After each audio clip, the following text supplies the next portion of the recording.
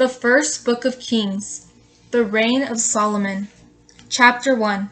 David's Old Age. When King David was old and advanced in years, though they covered him with blankets, he could not get warm. His servants therefore said to him, "Let a young virgin be sought to attend my lord the king, and to nurse him. If she sleeps with you, my lord the king will be warm." So they sought for a beautiful girl throughout the territory of Israel, and found Abishag the Shunammite. So they brought her to the king. The girl was very beautiful indeed, and she nursed the king and took care of him. But the king did not have relations with her. Adonijah's ambition. Adonijah, son of Haggith, boasted, "I shall be king." And he provided himself with chariots, horses, and a retinue of 50 to go before him. Yet his father would never antagonize him by asking, "Why are you doing this?" Adonijah was also very handsome, and next in age to Absalom by the same mother. He consulted with Joab, son of Zeruiah, and with Abiathar the priest, and they became Adonijah's supporters. However, Zadok the priest, Benaiah son of Jehoiada, Nathan the prophet, Shimei and Ray, and David's warriors did not support Adonijah. Adonijah slaughtered sheep, oxen, and fatlings at the stone Zoheleth near Enrogel, and invited all his brothers, the king's sons, and all the royal officials of Judah.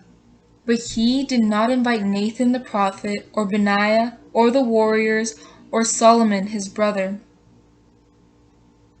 Solomon proclaimed king. Then Nathan said to Bathsheba, Solomon's mother, "Have you not heard that Adonijah, son of Haggith, has become king, and our lord David does not know? Come now, let me advise you so that you may save your life and the life of your son Solomon. Go, visit King David, and say to him, 'Did you not, my lord king, swear to your handmaid, your son Solomon shall be king after me? It is he who shall sit upon my throne? Why then has Adonijah become king? And while you are still there speaking to the king, I will come in after you and confirm your words.'" So Bathsheba visited the king in his room. The king was very old, and Abishag the Shunammite was caring for the king. Bathsheba bowed in homage to the king. The king said to her, "What do you wish?"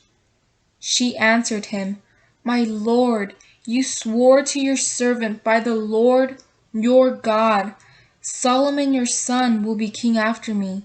It is he who shall sit upon my throne. But now Adonijah has become king, and you, my lord king, do not know it. He has sacrificed bulls, fatlings, and sheep in great numbers.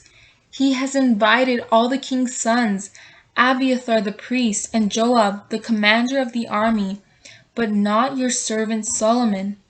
Now, my lord king, all Israel is looking to you to declare to them who is to sit upon the throne of my lord the king after him. If this is not done, when my lord the king rests with his ancestors, I and my son Solomon will be considered criminals." While she was still speaking to the king, Nathan the prophet came in. They told the king, "Nathan the prophet is here." He entered the king's presence and did him homage, bowing to the floor. Then Nathan said, "My lord king, did you say, 'Adonijah shall be king after me, and shall sit upon my throne'? For today he went down and sacrificed bulls, fatlings, and sheep in great numbers. He invited all the king's sons, the commanders of the army, and Abiathar the priest. And even now they are eating and drinking in his company and saying, 'Long live King Adonijah!' But me, your servant, he did not invite, nor Zadok the priest, nor Benaiah son of Jehoiada, nor your servant Solomon. If this was done by order of my lord the king, you do not tell me, your servant, who is to sit upon the throne of my lord the king after him. King David answered, Call Bathsheba here. When she entered the king's presence and stood before him, the king swore, As the Lord lives, who has redeemed my life from all distress, this very day I will fulfill the oath I swore to you by the Lord, the God of Israel. Your son Solomon shall be king after me, and shall sit upon my throne in my place. Bowing to the floor in homage to the king, Bathsheba said, May my lord King David live forever. Then King David said, Call Zadok the priest, Nathan the prophet, and Benaiah son of Jehoiada. When they had entered the king's presence, he said to them, Take with you the royal officials, mount my son Solomon upon my own mule, and escort him down to Gihon. There Zadok the priest and Nathan the prophet shall anoint him king over Israel, and you shall blow the ram's horn and cry, Long live King Solomon! When you come back up with him, he is to go in and sit upon my throne. It is he that shall be king in my place. Him I designate ruler of Israel and of Judah. Benaiah son of Jehoiada answered the king, So be it. May the Lord, the God of my lord the king, so decree. As the Lord has been with my lord the king, so may he be with Solomon, and make his throne even greater than that of my lord King David. So Zadok the priest, Nathan the prophet, Benaiah son of Jehoiada, and the Sherethites and Pelethites went down, and mounting Solomon on King David's mule, escorted him to Gihon. Then Zadok the priest took the horn of oil from the tent and anointed Solomon. They blew the ram's horn, and all the people shouted, Long live King Solomon! Then all the people went up after him, playing flutes and rejoicing so much the earth split with their shouting. Adonijah submits to Solomon. Adonijah and all the guests who were with him heard it just as they ended their banquet. When Joab heard the sound of the ram's horn, he asked, Why this uproar in the city? As he was speaking, Jonathan, son of Abiathar the priest, arrived. Adonijah said, Come, you are a man of worth and must bring good news. Jonathan answered Adonijah, Hardly. Our lord King David has made Solomon king. The king sent with him Zadok the priest, Nathan the prophet, Benaiah son of Jehoiada, and the Sherethites and Pelethites, and they mounted him upon the king's own mule. Zadok the priest and Nathan the prophet anointed him king at Gihon, and they went up from there rejoicing, so that the city is in an uproar. That is the noise you hear. Moreover, Solomon has taken his seat on the royal throne, and moreover, the king's servants have come to pay their respects to our lord King David, saying, May your God make Solomon's name more famous than your name, his throne greater than your throne. And the king in his bed did homage. This is what the king said. Blessed be the Lord, the God of Israel, who has this day provided one to sit upon my throne, so that I see it with my own eyes. All the guests of Adonijah got up trembling, and went each their way. But Adonijah, in fear of Solomon, got up, went to grasp the horns of the altar. It was reported to Solomon, Adonijah, in fear of King Solomon, is clinging to the horns of the altar and saying, "Let King Solomon first swear that he will not kill me, his servant, with the sword." Solomon answered, "If he proves worthy, not a hair of his shall fall to the ground, but if evil was found in him, he shall die." King Solomon sent to have him brought down from the altar, and he came and paid homage to King Solomon. Solomon then said to him, "Go to your house."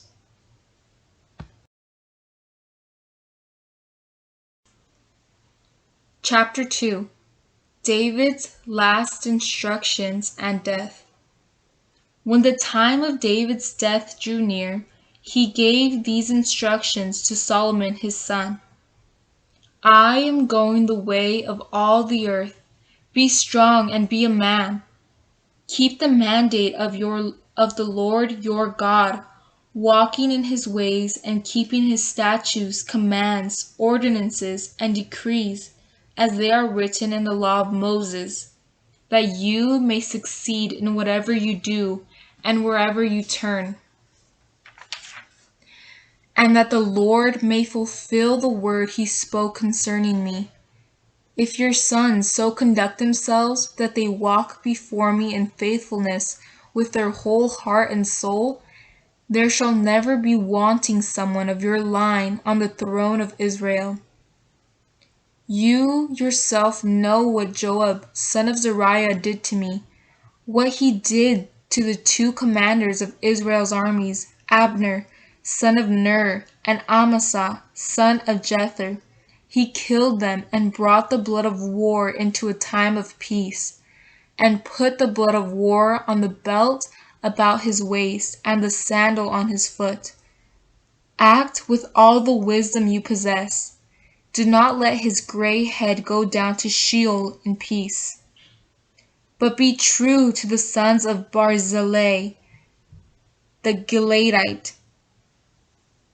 and have them among those who eat at your table, for they were loyal to me when I was fleeing from your brother Absalom.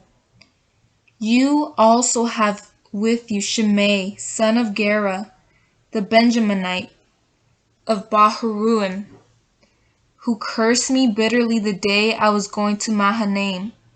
When he came down to meet me at the Jordan, I swore to him by the Lord, "I will not kill you by the sword." But you must not let him go unpunished. You are wise. You will know what to do to send his gray head down to Sheol in blood. David rested with his ancestors and was buried in the city of David. David was king over Israel for 40 years. He was king 7 years in Hebron and 33 years in Jerusalem. The king made secure. Then Solomon sat on the throne of David, his father, and his kingship was established. Adonijah, son of Haggith, came to Bathsheba, the mother of Solomon. "Do you come in peace?" she asked. "In peace," he answered, and he added, "I have something to say to you." She replied, "Speak." So he said, "You know that the kingship was mine, and all Israel expected me to be king. But the kingship passed me by and went to my brother. By the Lord's will it went to him. But now there is one favor I would ask of you. Do not refuse me." And she said, "Speak on." He said, "Please ask King Solomon, who will not refuse you, to give me Abishag the Shunammite to be my wife." Bathsheba replied, "Very well, I will speak to the king for you." Then Bathsheba went to King Solomon to speak to him for Adonijah, and the king stood up to meet her and paid her homage. Then he sat down upon his throne, and a throne was provided for the king's mother, who sat at his right. She said, There is one small favor I would ask of you. Do not refuse me." The king said to her, "Ask it, my mother, for I will not refuse you." So she said, "Let Abishag the Shunammite be given to your brother Adonijah to be his wife." King Solomon answered his mother, "And why do you ask that Abishag the Shunammite be given to Adonijah? Ask the kingship for him as well, for he is my older brother. Ask for him, for Abiathar the priest, for Job, son of your Zariah." And King Solomon swore by the Lord, "May God do thus to me and more, if Adonijah has not spoken this word at the cost of his life. And now, as the Lord lives, who has established me and set me on the throne of David my father, and made for me a house as he promised, this day shall Adonijah be put to death."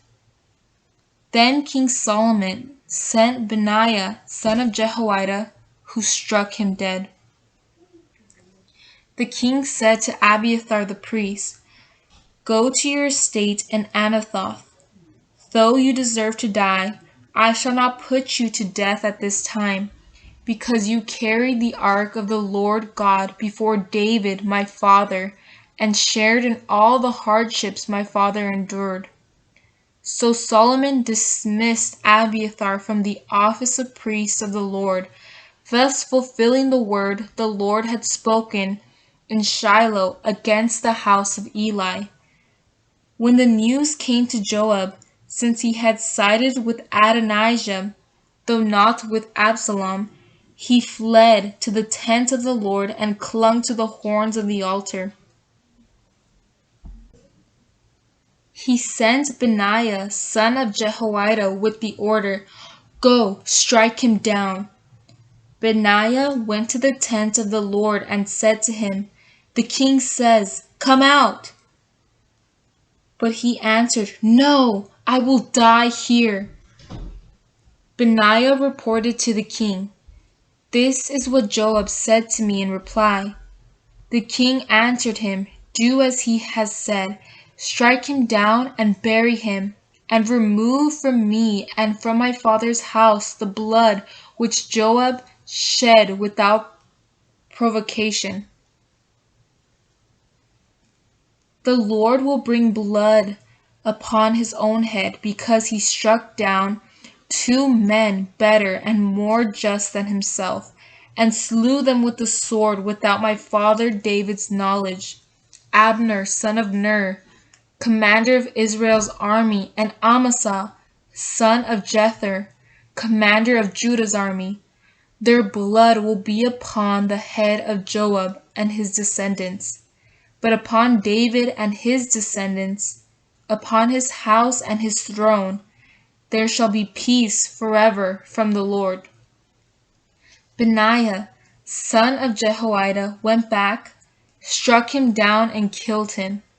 He was buried in his house in the wilderness. The king appointed Benaiah, son of Jehoiada, over the army in his place.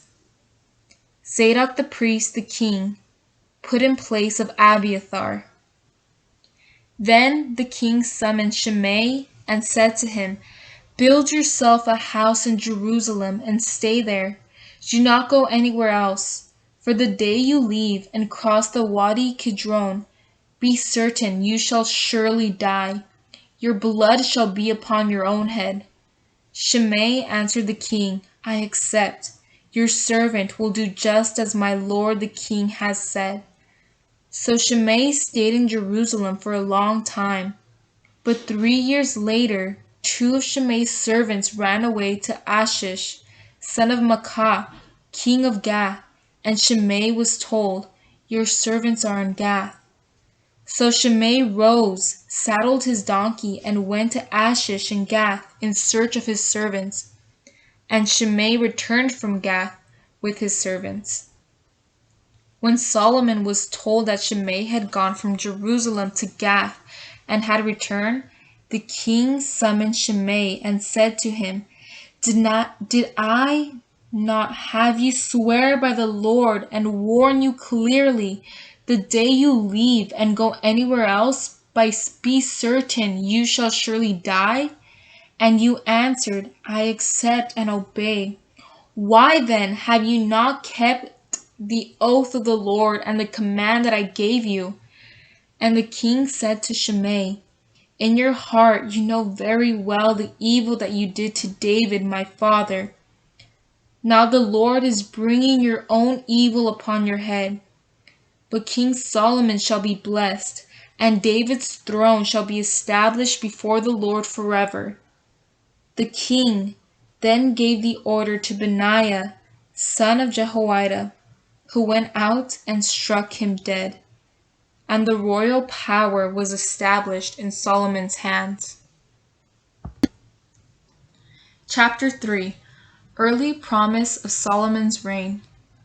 Solomon allied himself by marriage with Pharaoh, king of Egypt.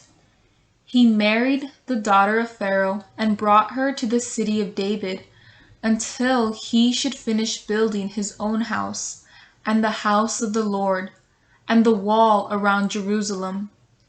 The people were sacrificing on the high places. However, for up to that time, no house had been built for the name of the Lord. Although Solomon loved the Lord, walking in the statutes of David his father, he offered sacrifice and burned incense on the high places. The king went to Gibeon to sacrifice there, because that was the great high place. Upon its altar Solomon sacrificed 1,000 burnt offerings. In Gibeon the Lord appeared to Solomon in a dream at night. God said, whatever you ask, I shall give you. Solomon answered, you have shown great kindness to your servant David my father, because he walked before you with fidelity, justice, and an upright heart, and you have continued this great kindness toward him today, giving him a son to sit upon his throne. Now, Lord my God, you have made me, your servant, king to succeed David my father. But I am a mere youth, not knowing at all how to act. I, your servant, among the people you have chosen, a people so vast that it cannot be numbered or counted. Give your servant, therefore, a listening heart to judge your people and to distinguish between good and evil. For who is able to give judgment for this vast people of yours?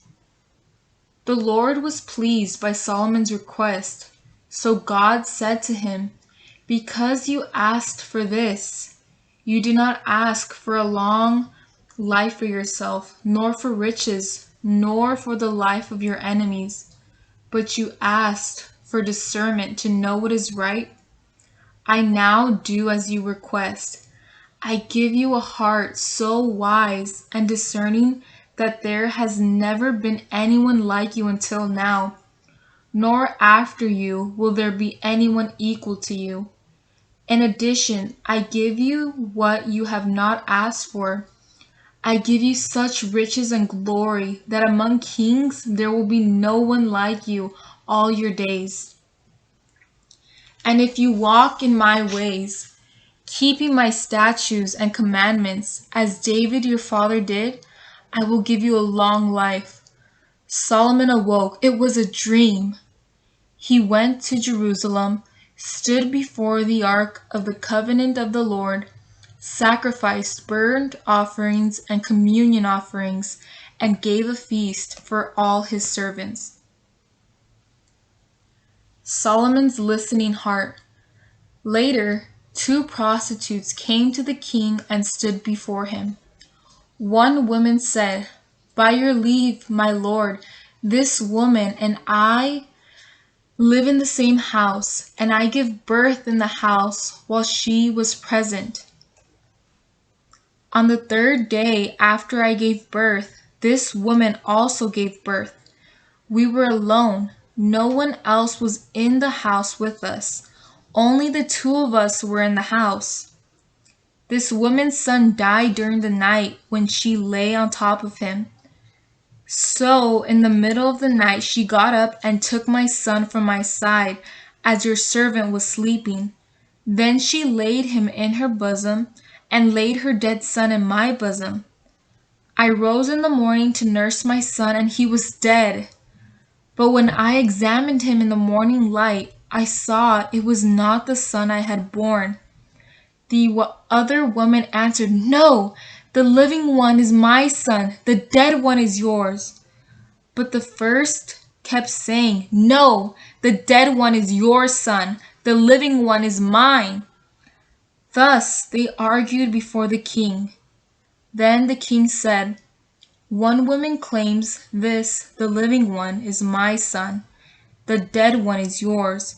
The other answers, "No, the dead one is your son, the living one is mine." The king continued, "Get me a sword."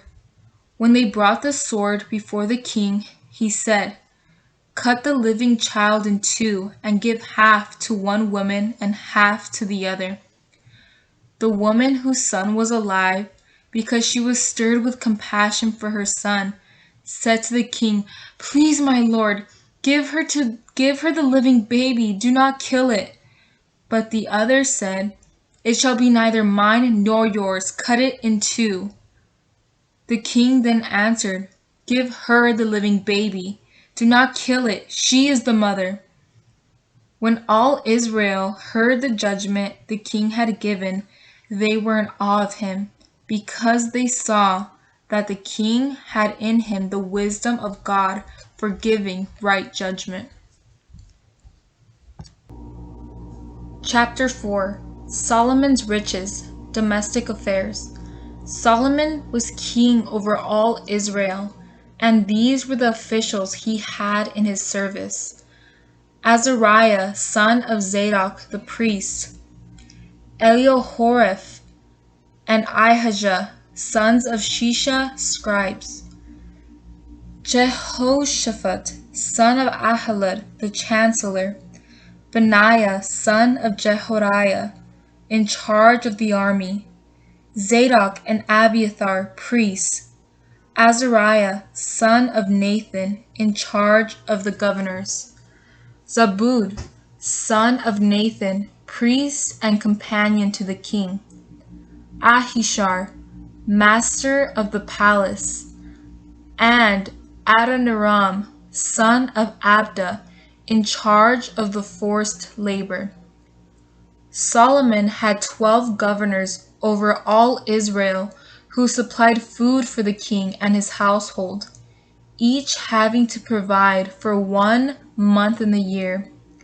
Their names were the son of Hur in the hill country of Ephraim, the son of Decker in Makaz, Shaalbim, Bethshemesh, and Elon Beth-Hanan, the son of Hesed and Aruboth, as well as in Soko and the whole region of Hepher, the son of Abinadab, in all Naphtha-dor.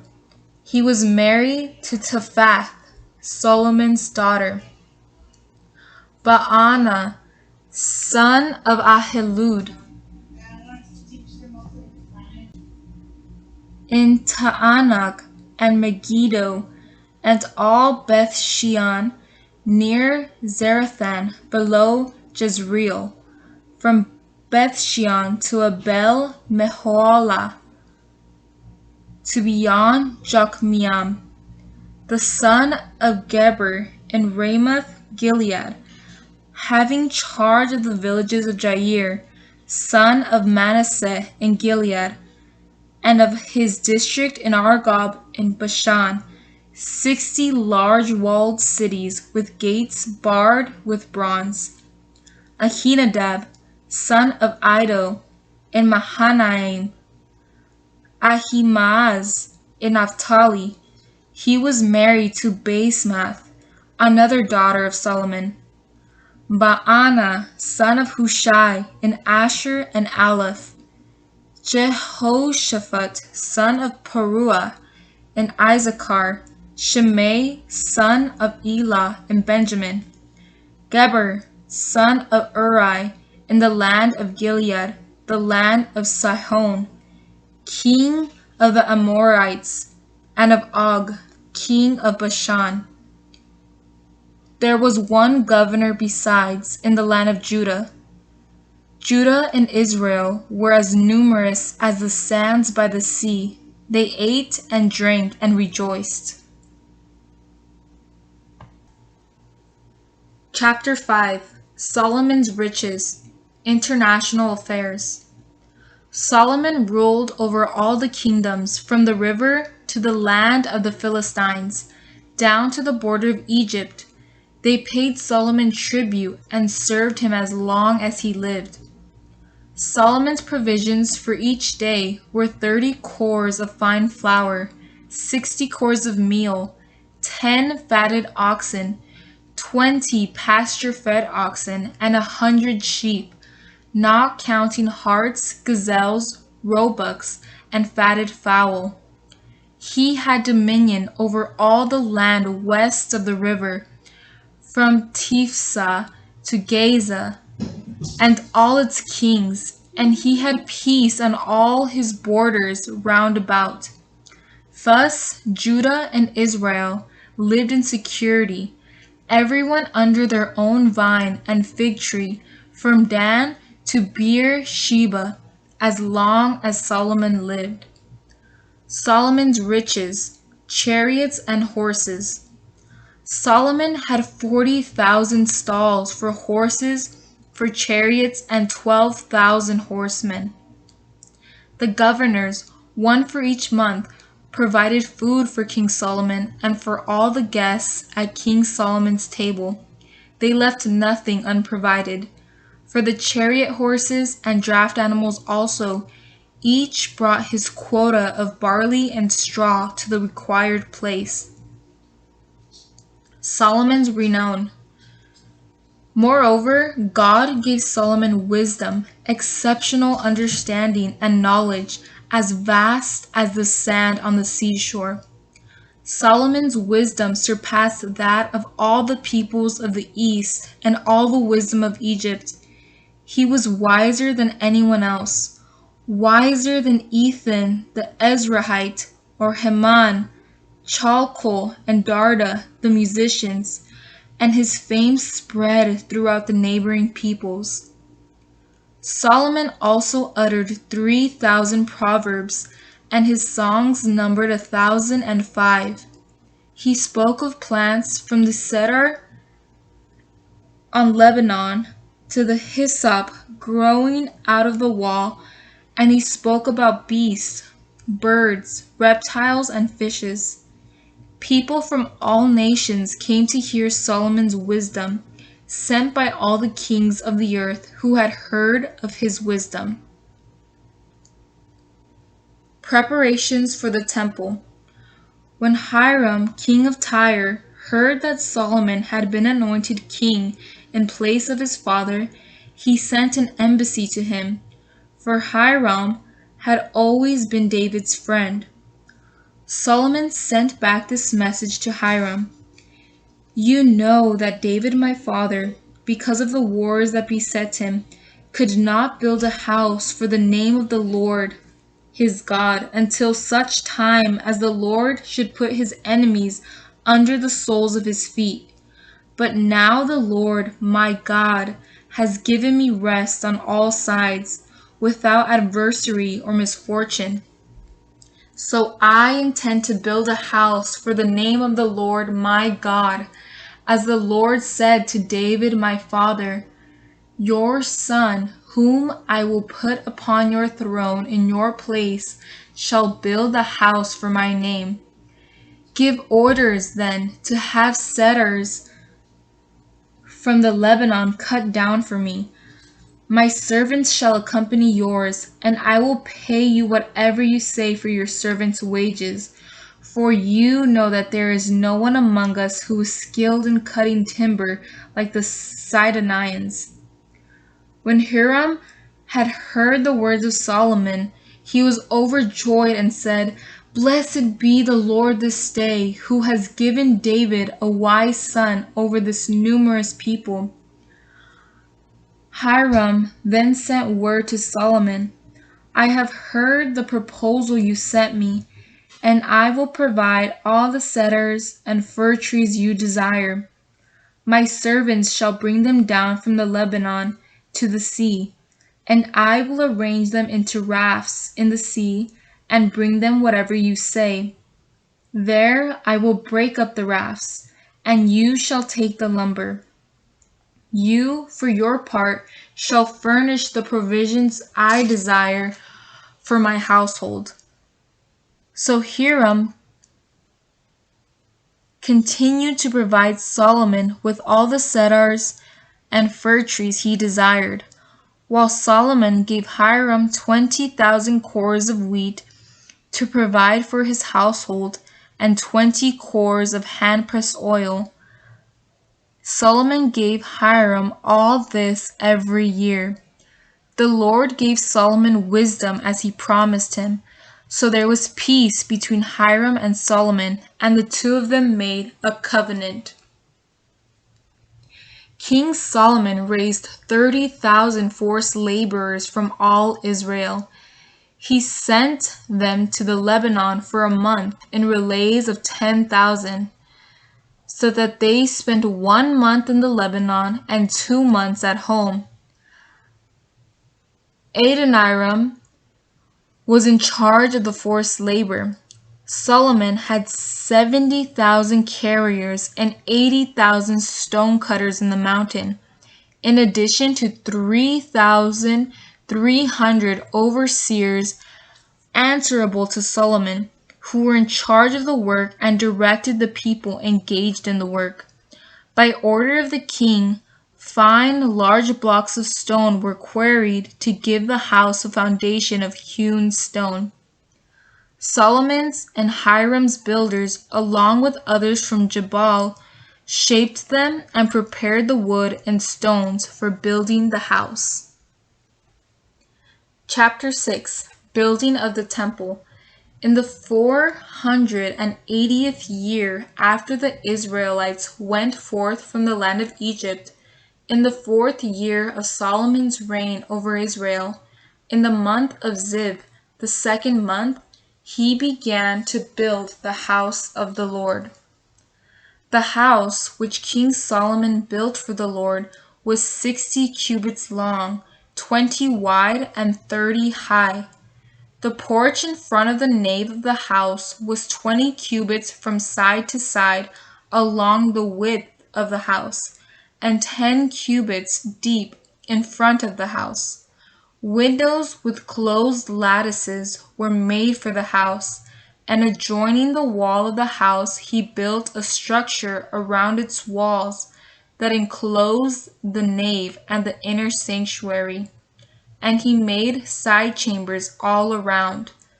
The lowest story was 5 cubits wide, the middle one 6 cubits wide, the third 7 cubits wide, because he put recesses along the outside of the house to avoid fastening anything into the walls of the house. The house was built of stone dressed at the quarry, so that no hammer or axe, no iron tool was to be heard in the house during its construction. The entrance to the middle story was on the south side of the house. Stairs led up to the middle story, and from the middle story to the third.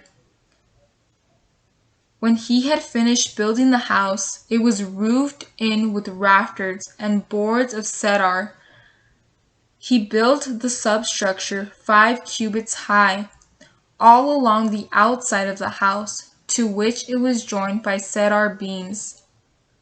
When the word of the Lord came to Solomon, as to this house you are building, if you walk in my statutes, carry out my ordinances, and observe all my commands, walking in them, I will fulfill toward you my word, which I have spoke to David your father. I will dwell in the midst of the Israelites and will not forsake my people Israel. When Solomon finished building the house, its inside walls were lined with cedar paneling. He covered the interior with wood from floor to ceiling, and he covered its floor with fir planking. At the rear of the house, a space of 20 cubits was set off by cedar panels from the floor to the ceiling, enclosing the inner sanctuary, the Holy of Holies. The house was 40 cubits long, that is, the nave, the part in front. The cedar in the interior of the house was carved in the form of gourds and open flowers. All was of cedar, and no stone was to be seen. In the innermost part of the house he set up the inner sanctuary to house the ark of the Lord's covenant. In front of the inner sanctuary it was 20 cubits long, 20 wide, and 20 high, and he covered it with pure gold. He made an altar of cedar. Solomon covered the interior of the house with pure gold, and he drew golden chains across in front of the inner sanctuary and covered it with gold. He covered the whole house with gold until the whole house was done, and the whole altar that belonged to the inner sanctuary was covered with gold. In the inner sanctuary he made 2 cherubim, each 10 cubits high, made of pine. Each wing of a cherub was 5 cubits, so that the span from wingtip to wingtip was 10 cubits. The second cherub was also 10 cubits. The 2 cherubim were identical in size and shape. The first cherub was 10 cubits high, and so was the second. He placed the cherubim in the inmost part of the house. The wings of the cherubim were spread wide, so that one wing of the first touched the side wall, and the wing of the second touched the other wall. The wings pointing to the middle of the room touched each other. He overlaid the cherubim with gold. The walls of the house on all sides of both the inner and the outer rooms had carved figures of cherubim, palm trees, and open flowers. The floor of the house of both the inner and the outer rooms was overlaid with gold. At the entrance of the inner sanctuary, doors of pine were made. The door frames had 5-sided posts. The 2 doors were of pine with carved figures of cherubim, palm trees, and open flowers. The doors were overlaid with gold, and the cherubim and the palm trees were also covered with beaten gold. He did the same at the entrance to the nave, where the doorposts were of pine and were 4-sided.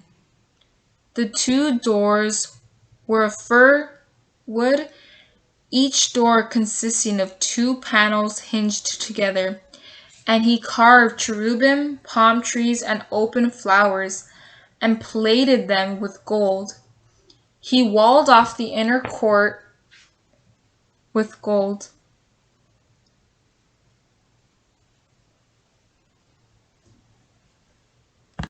He walled off the inner court with 3 courses of hewn stones and 1 course of cedar beams. The foundation of the Lord's house were laid in the month of Ziv in the 4th year, and it was finished in all particulars exactly according to plan in the month of Bul, the 8th month, in the 11th year. Thus Solomon built it in 7 years. Chapter 7. To finish the building of his own house, Solomon took 13 years. He built the house of the forest of Lebanon, 100 cubits long, 50 wide, and 30 high. It was supported by 4 rows of cedar columns, with cedar beams upon the columns. Moreover, it had a ceiling of cedar above the rafters, resting on the columns. These rafters numbered 45, 15 to a row. There were lattices in 3 rows, each row facing the next. And all the openings and doorposts were squared with lintels, each facing across from the next. He also made the porch of columns, 50 cubits long and 30 wide. The porch extended across the front, and there were columns with a canopy in front of them. He also made the porch of the throne, where he gave judgment. That is, the porch of judgment. It was paneled with cedar from floor to ceiling beams.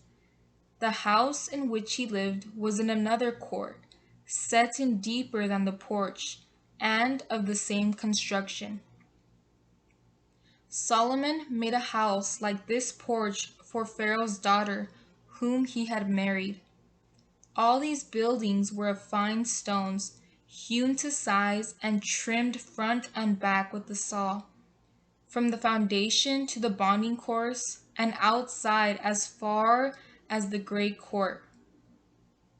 The foundation was made of fine large blocks, some 10 cubits and some 8 cubits. Above were fine stones hewn to size and cedar wood. The great court had 3 courses of hewn stones all around and a course of cedar beams. So also were the inner court of the house of the Lord and its porch. King Solomon brought Hiram from Tyre.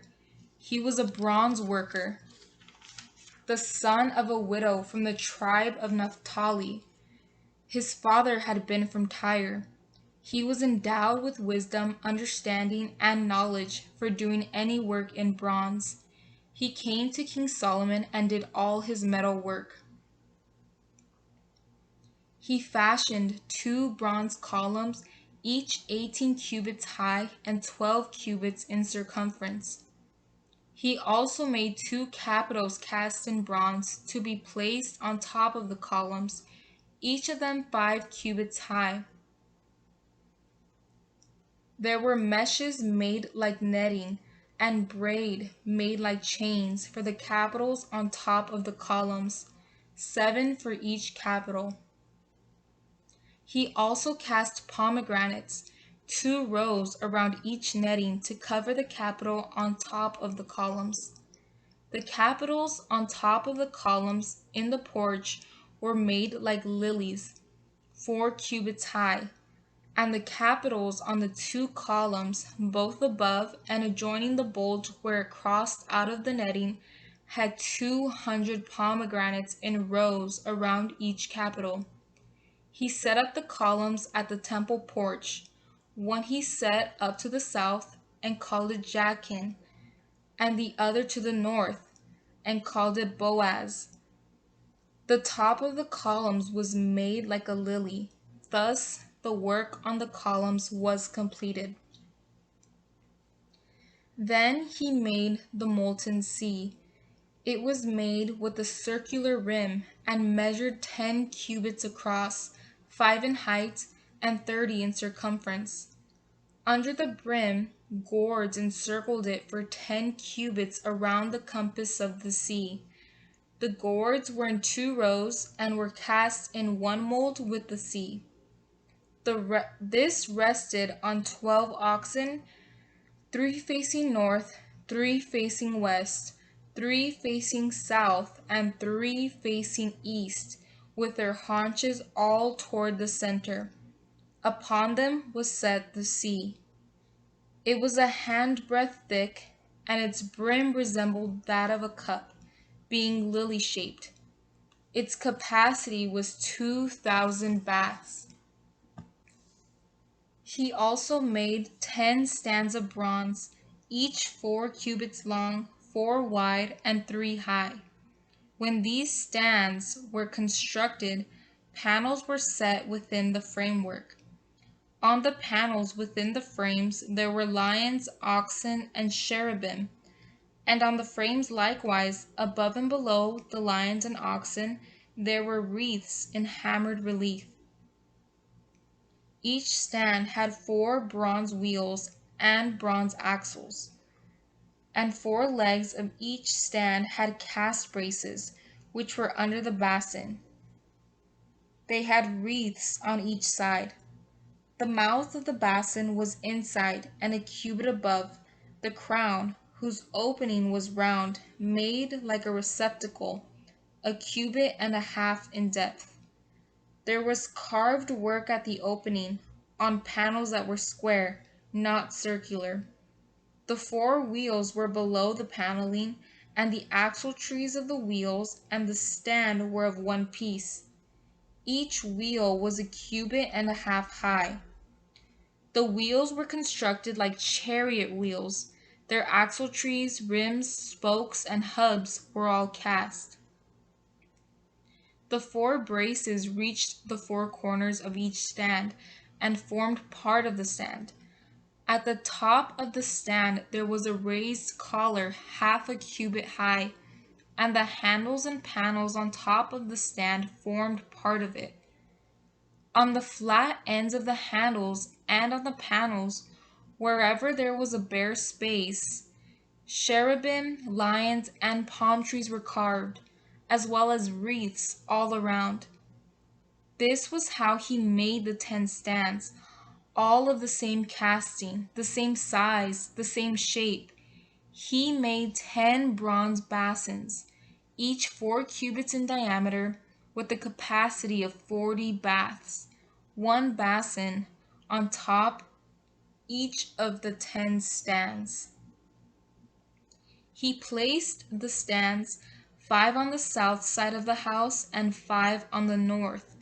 The sea he placed off to the southeast from the south side of the house. When Hiram had made the pots, shovels, and bowls, he finished all his work for King Solomon in the house of the Lord.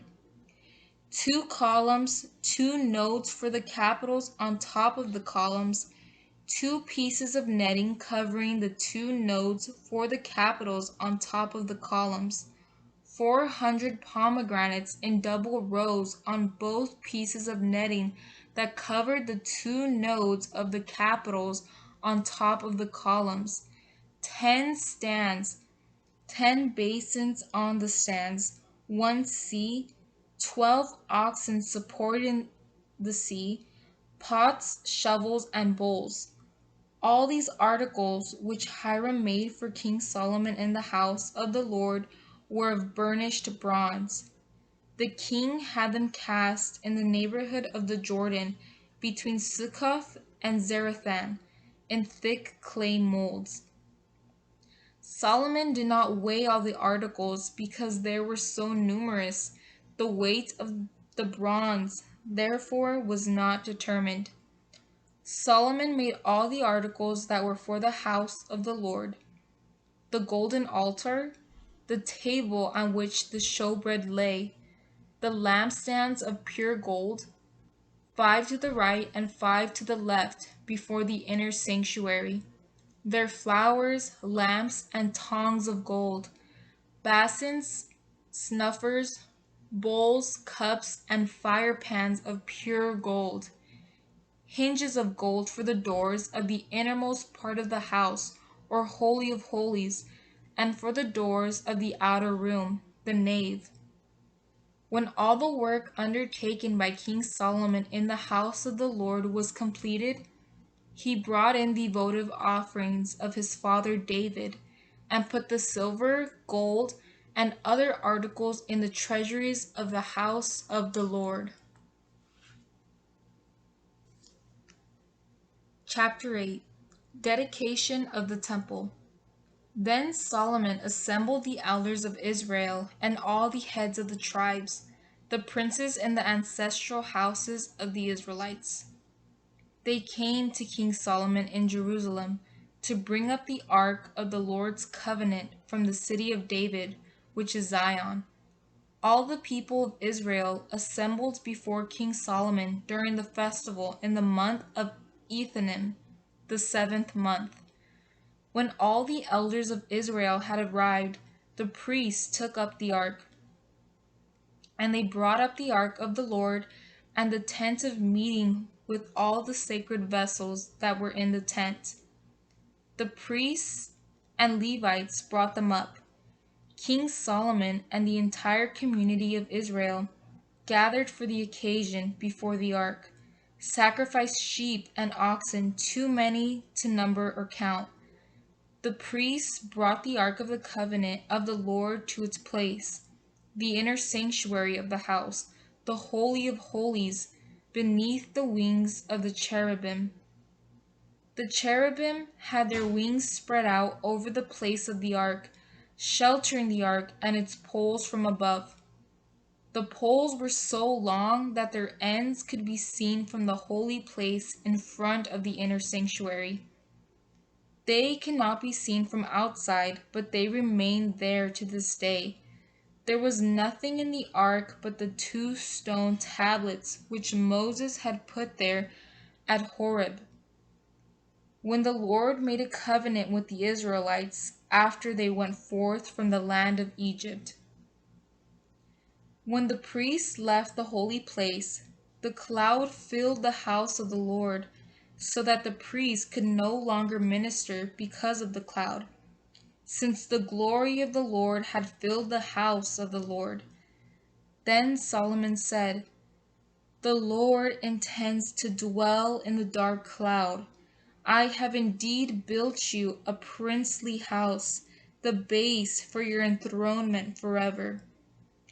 The king turned and blessed the whole assembly of Israel, while the whole assembly of Israel stood.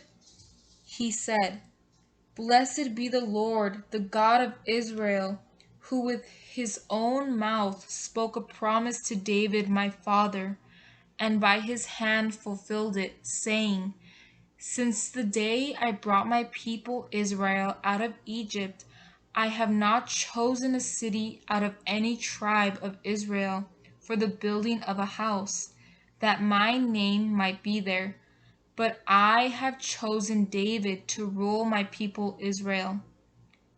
When David my father wished to build a house for the name of the Lord, the God of Israel, the Lord said to him, In wishing to build a house for my name, you did well.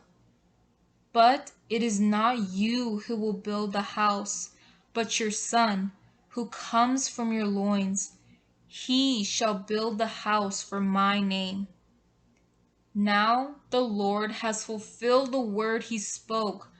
I have succeeded David my father, and I sit on the throne of Israel, as the Lord has spoken, and I have built this house for the name of the Lord, the God of Israel.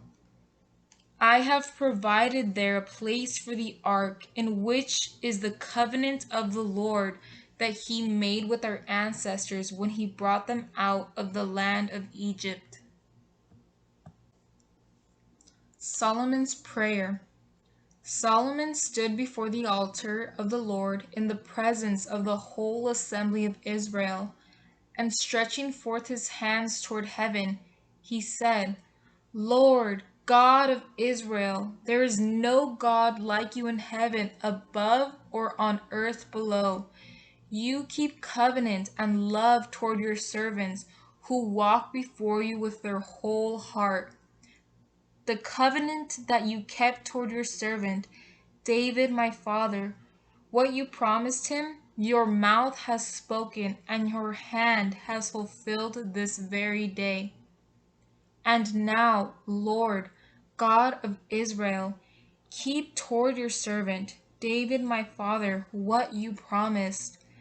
There shall never be wanting someone from your line to sit before me on the throne of Israel, provided that your descendants keep to their way, walking before me as you have. Now, God of Israel, may the words you spoke to your servant David my father be confirmed. Is God indeed to dwell on earth? If the heavens and the highest heavens cannot contain you, how much less this house which I have built. Regard kindly the prayer and petition of your servant, Lord, my God, and listen to the cry of supplication which I, your servant, utter before you this day. May your eyes be open night and day toward this house, the place of which you said, my name shall be there. Listen to the prayer your servant makes toward this place. Listen to the petition of your servant and of your people Israel, which they offer toward this place. Listen from the place of your enthronement, heaven. Listen and forgive. If someone sins in some way against a neighbor and is required to take an oath sanctioned by a curse, and comes and takes the oath before your altar in this house, listen in heaven, act and judge your servants, condemn the wicked, requiting their ways, acquit the just, rewarding their justice. When your people Israel are defeated by an enemy because they sinned against you, and then they return to you, praise your name, pray to you, and entreat you in this house, listen in heaven and forgive the sin of your people Israel, and bring them back to the land you gave their ancestors. When the heavens are closed, so that there is no rain, because they have sinned against you, but they pray toward this place and praise your name, and turn from their sin because you have afflicted them, listen in heaven and forgive the sin of your servants, your people Israel, for you teach them the good way in which they should walk. Give rain to this land of yours, which you have given to your people as their heritage. If there is famine in the land, or pestilence, or if blight comes, or mildew, or locusts, or caterpillars, if an enemy of your people presses upon them in the land and at their gates, whatever plague or sickness there may be, whatever prayer or petition any may make, any of your people Israel, who know heartfelt remorse and stretch out their hands toward this house, listen in heaven, the place of your enthronement. Forgive and take action. Render to each and all according to their ways. You who know every heart, for it is you alone who know the heart of every human being. So may they revere you as long as they live on the land you gave our ancestors. To the foreigners, likewise, who are not of your people Israel, but who come from a distant land for the sake of your name, since people will hear of your great name and your mighty hand and your outstretched arm, when they come and pray toward this house, listen in heaven, the place of your enthronement. Do all that the foreigner asks of you, that all the peoples of the earth may know your name, may revere you as do your people Israel, and may know that your name has been invoked upon this house that I have built. When your people go out to war against their enemies, by whatever way you send them, and they pray to the Lord toward the city you have chosen and the house I have built for your name, listen in heaven to their prayer and petition, and uphold their cause. When they sin against you, for there is no one who does not sin, and in your anger against them, you deliver them to an enemy, so that their captors carry them off to the land of the enemy, far or near.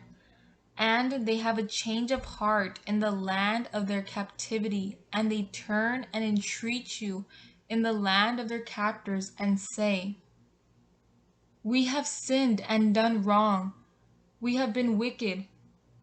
If with their whole heart and soul they turn back to you in the land of their enemies who took them captive, and pray to you toward the land you gave their ancestors, the city you have chosen, and the house I have built for your name, listen in heaven, your dwelling place, to their prayer and petition, and uphold their cause. Forgive your people who have sinned against you and all the offenses they have committed against you, and grant them mercy in the sight of their captors, so that these will be merciful to them. For they are your people and your heritage, whom you brought out of Egypt from the midst of the iron furnace. Thus may your eyes be open to the petition of your servant and to the petition of your people Israel. Thus may you listen to them whenever they call upon you, for you have set them apart for all the peoples of the earth to be your heritage, as you declared through Moses your servant when you brought our ancestors out of Egypt, Lord my God. After Solomon finished offering this entire prayer and petition to the Lord, he rose from before the altar of the Lord, where he had been kneeling, hands outstretched toward heaven. He stood and blessed the whole assembly of Israel, saying in a loud voice, "Blessed be the Lord who has given rest to his people Israel, just as he promised. Not a single word has gone unfulfilled of the entire gracious promise he made through Moses, his servant. May the Lord, our God, be with us as he was with our ancestors, and may he not forsake us nor cast us off. May he draw our hearts to himself, that we may walk in his ways and keep the commands, statutes, and ordinances that he enjoined on our ancestors. May these words of mine, the petition I have offered before the Lord our God, be present to the Lord our God day and night, that he may uphold the cause of his servant and the cause of his people Israel, as each day requires, so that all the peoples of the earth may know that the Lord is God and there is no other. Your heart must be wholly devoted to the Lord our God, observing his statutes and keeping his commandments, as on this day." The king and all Israel with him offered sacrifices before the Lord. Solomon offered as communion offerings to the Lord 22,000 oxen and 120,000 sheep. Thus the king and all the Israelites dedicated the house of the Lord. On that day the king consecrated the middle of the court facing the house of the Lord. He offered there the burnt offerings, the grain offerings, and the fat of the communion offerings. Because the bronze altar before the Lord was too small to hold the burnt offering, the grain offering, and the fat of the communion offering, on this occasion Solomon and all Israel with him, a great assembly from Lebo Hamath to the Wadi of Egypt, celebrated the festival before the Lord our God for 7 days. On the 8th day he dismissed the people, who blessed the king and went to their tents, rejoicing and glad of heart because of all the blessings the Lord had given to David, his servant, and to his people Israel.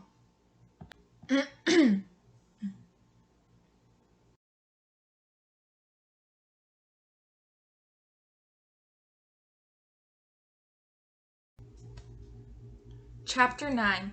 Promise and Warning to Solomon. After Solomon finished building the house of the Lord, the house of the king and everything else that he wanted to do, the Lord appeared to Solomon a second time, as he had appeared to him in Gibeon. The Lord said to him, I have heard the prayer of petition which you offered in my presence. I have considered this house which you have built, and I set my name there forever. My eyes and my heart shall be there always. As for you, if you walk before me as David your father did, wholeheartedly and uprightly, doing all that I have commanded you, keeping my statutes and ordinances, I will establish your royal throne over Israel forever, as I promised David your father. There shall never be wanting someone from your line on the throne of Israel.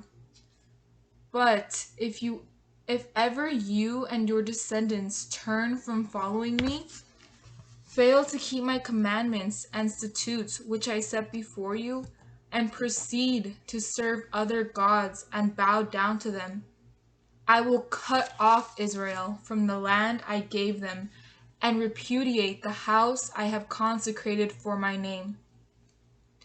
Israel shall become a proverb and a byword among all nations, and this house shall become a heap of ruins. Every passer-by shall gasp in horror and ask, why has the Lord done such things to this land and to this house?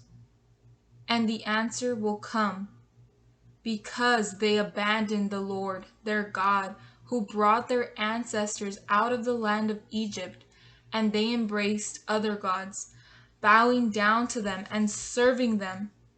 That is why the Lord has brought upon them all this evil.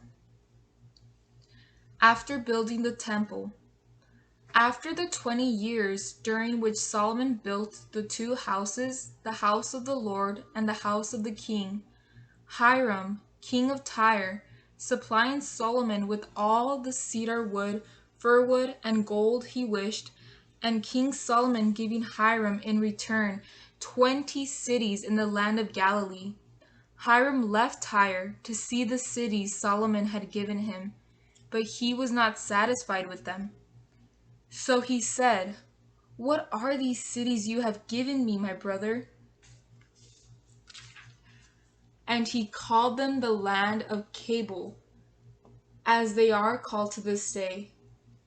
Hiram, however, had sent King Solomon 120 talents of gold. This is an account of the conscript labor force King Solomon raised in order to build the house of the Lord, his own house, Millo, the wall of Jerusalem, Hazor, Megiddo, Gezer. Pharaoh, king of Egypt, had come up and taken Gezer, and after destroying it by fire and slaying all the Canaanites living in the city, had given it as a farewell gift to his daughter, Solomon's wife. Solomon then rebuilt Gezer. Lower Beth Horon, Baalath, Tamar in the desert of Judah, all his cities for supplies, cities for chariots, and cities for cavalry, and whatever Solomon desired to build in Jerusalem, in Lebanon, and in the entire land under his dominion. All the people who were left of the Amorites, Hittites, Perizzites, Hivites, and Jebusites, who were not Israelites, those of their descendants who were left in the land and whom the Israelites had not been able to destroy under the ban, these Solomon conscripted as forced laborers, as they are to this day. But Solomon made none of the Israelites forced laborers, for they were his fighting force, his ministers, commanders, adjutants, chariot officers, and cavalry. There were 550 overseers answerable to Solomon's governors for the work, directing the people engaged in the work.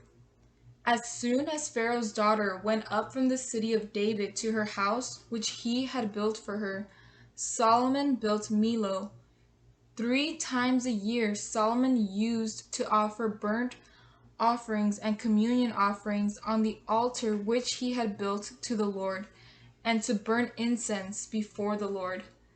Thus he completed the temple. Solomon's gifts.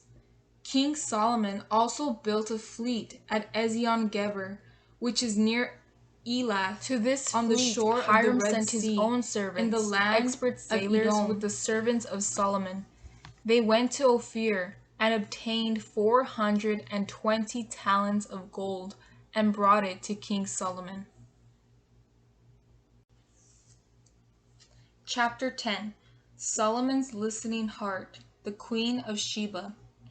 The Queen of Sheba, having heard a report of Solomon's fame, came to test him with subtle questions.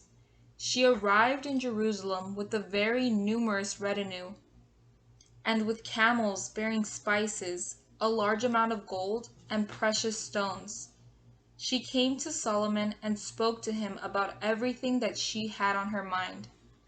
King Solomon explained everything she asked about, and there was nothing so obscure that the king could not explain it to her.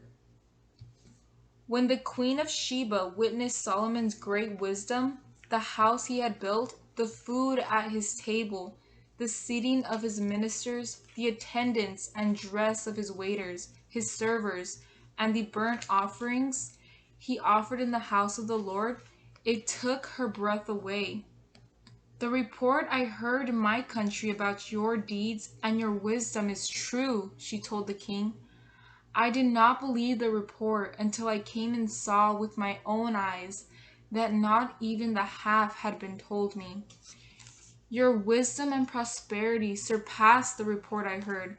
Happy are your servants, happy these ministers of yours, who stand before you always and listen to your wisdom. Blessed be the Lord your God, who has been pleased to place you on the throne of Israel. In his enduring love for Israel, the Lord has made you king to carry out judgment and justice. Then she gave the king 120 gold talents, a very large quantity of spices and precious stones. Never again did anyone bring such an abundance of spices as the Queen of Sheba gave to King Solomon.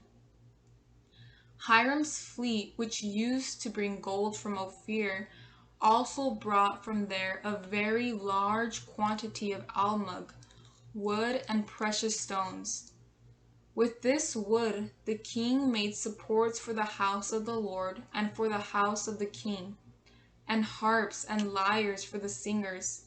Never again was any such almug wood brought or seen to the present day. King Solomon gave the Queen of Sheba everything she desired and asked for.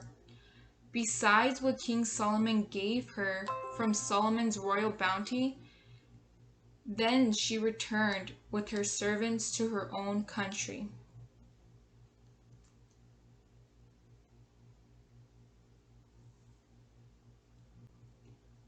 Solomon's riches, domestic affairs. The gold that came to Solomon in 1 year weighed 666 gold talents, in addition to what came from the tolls on travelers, from the traffic of merchants, and from all the kings of Arabia and the governors of the country. King Solomon made 200 shields of beaten gold. 600 shekels of gold went into each shield, and 300 bucklers of beaten gold. 3 minas of gold went into each buckler, and the king put them in the house of the forest of Lebanon.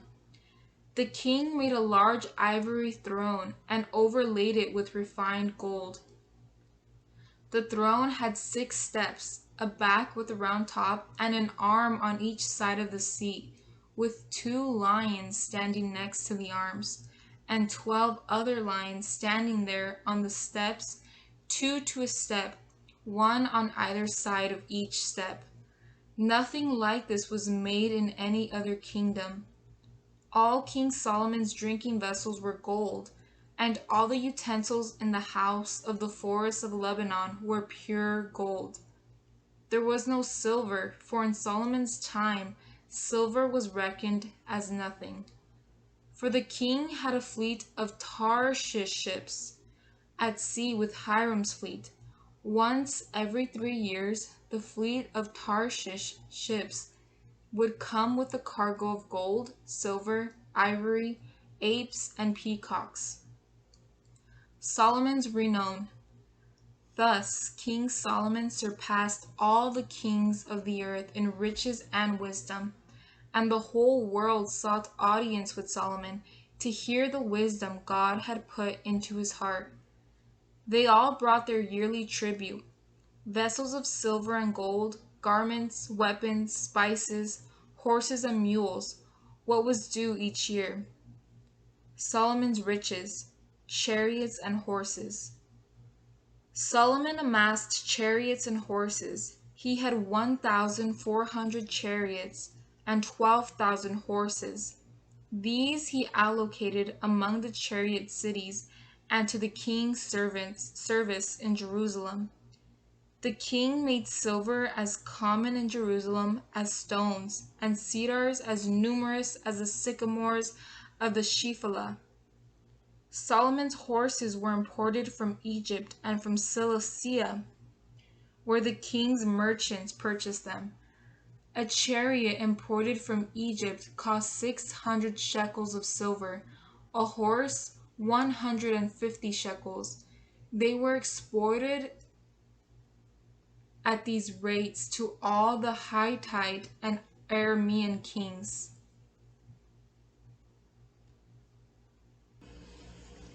Chapter 11. The end of Solomon's reign. King Solomon loved many foreign women besides the daughter of Pharaoh: Moabites, Ammonites, Edomites, Sidonians, Hittites, from nations of which the Lord had said to the Israelites, "You shall not join with them, and they shall not join with you, lest they turn your hearts to their gods." But Solomon held them close in love. He had as wives 700 princesses and 300 concubines, and they turned his heart. When Solomon was old, his wives had turned his heart to follow other gods, and his heart was not entirely with the Lord, his God, as the heart of David his father had been.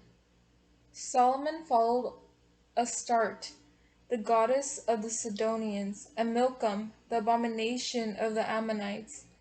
Solomon did what was evil in the sight of the Lord, and he did not follow the Lord unreservedly as David his father had done.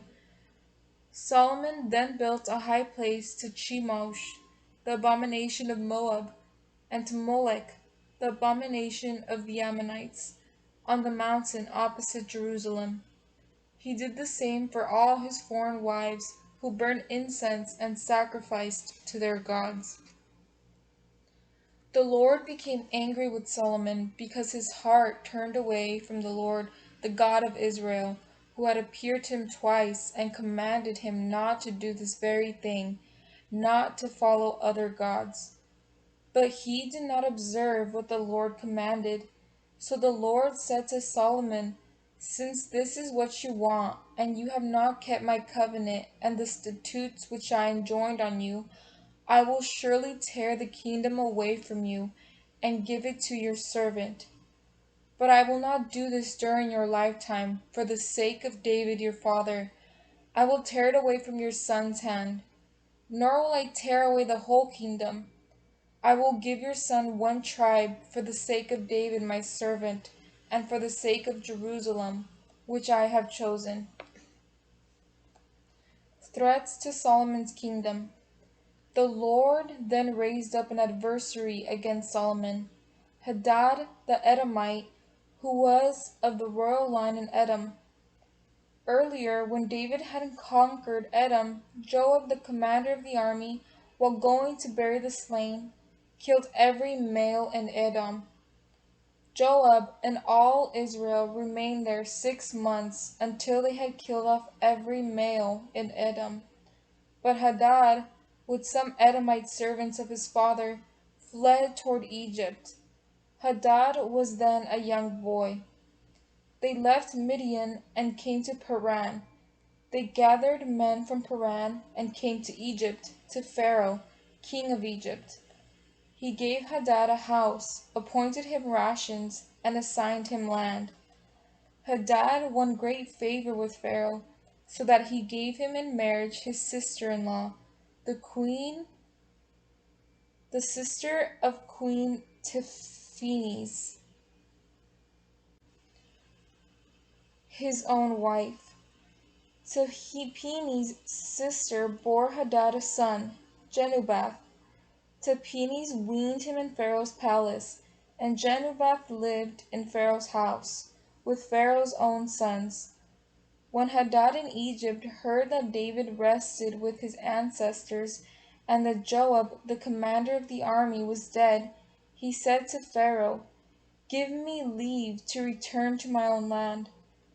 Pharaoh said to him, "What do you lack with me, that you are seeking to return to your own land?" He answered, "Nothing, but please let me go." God raised up against Solomon another adversary, Rezon, the son of Eliada, who had fled from his lord Hadadezer, king of Zobah, when David was slaughtering them. Rezon gathered men about him and became leader of a marauding band, then went to Damascus, settled there, and made him king in Damascus. Rezon was an adversary of Israel as long as Solomon lived, in addition to the harm done by Hadad, and he felt contempt for Israel. He became king over Aram. Ahijah announces Jeroboam's kingship. Solomon had a servant, Jeroboam, son of Nebat, an Ephraimite from Zereda, with a widowed mother named Zariah, who rebelled against the king. This is how he came to rebel. King Solomon was building Millo, closing up the breach of the city of David his father. Jeroboam was a very able man, and when Solomon saw that the young man was also a good worker, he put him in charge of all the carriers conscripted from the house of Joseph. At that time Jeroboam left Jerusalem, and the prophet Ahijah the Shilonite met him on the road. The prophet was wearing a new cloak, and when the two were alone in the open country, Ahijah took off his new cloak, tore it into 12 pieces, and said to Jeroboam, "Take 10 pieces for yourself. Thus says the Lord, the God of Israel, I am about to tear the kingdom out of Solomon's hand, and will give you 10 of the tribes. He shall have 1 tribe for the sake of my servant David, and for the sake of Jerusalem the city. I have chosen out of all the tribes of Israel, for they have forsaken me and have bowed down to Astarte, goddess of the Sidonians, Chemosh, god of Moab, and Milcom, god of the Ammonites. They have not walked in my ways or done what is right in my eyes, according to my statutes and my ordinances, as David his father did. Yet I will not take any of the kingdom from Solomon himself, but will keep him a prince as long as he lives, for the sake of David my servant, whom I have chosen, who kept my commandments and statutes. But I will take the kingdom from his son's hand and give it to you, that is, the 10 tribes.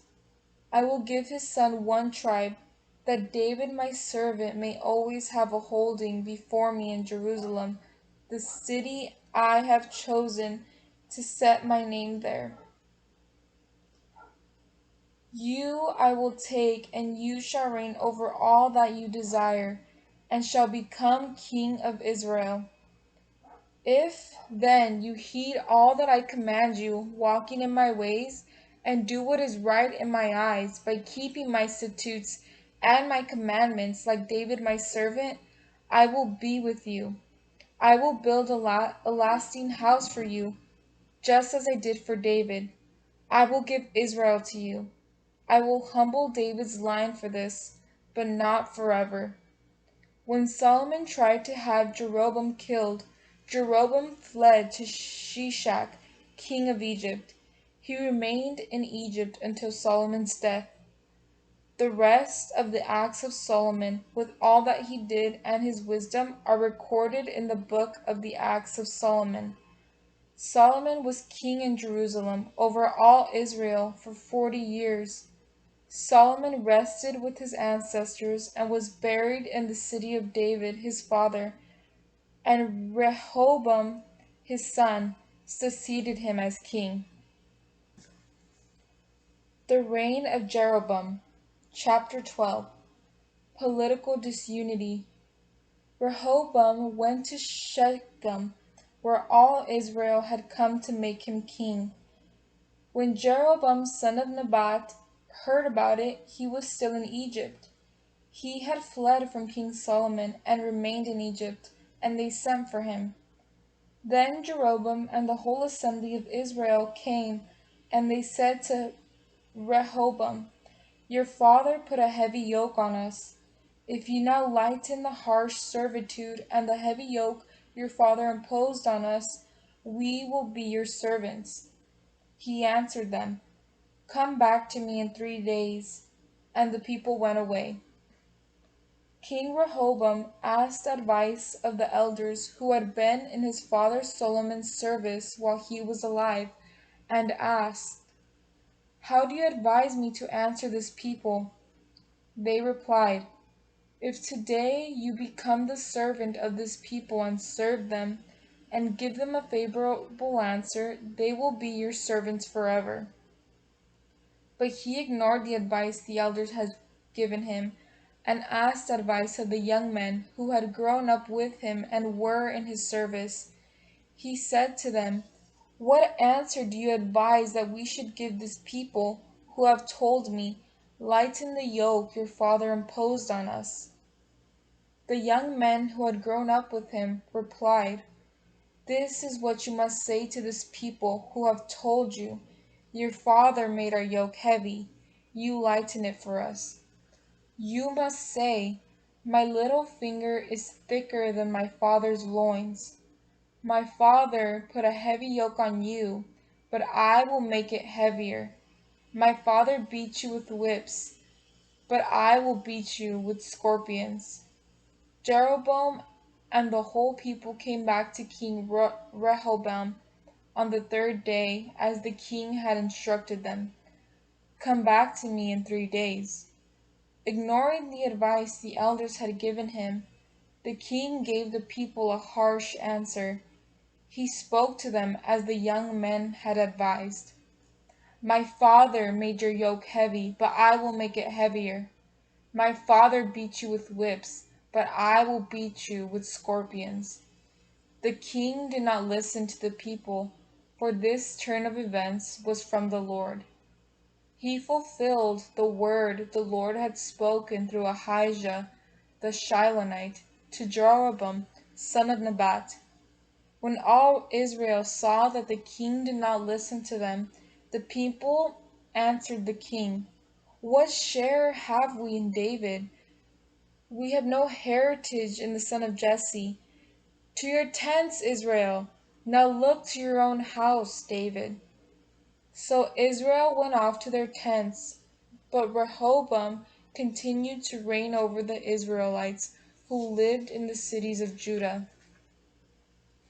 King Rehoboam then sent out Adoram, who was in charge of the forced labor, but all Israel stoned him to death. King Rehoboam then managed to mount his chariot and flee to Jerusalem. And so Israel has been in rebellion against the house of David to this day. When all Israel heard that Jeroboam had returned, they summoned him to an assembly and made him king over all Israel. None remained loyal to the house of David except the tribe of Judah alone. Divine approval.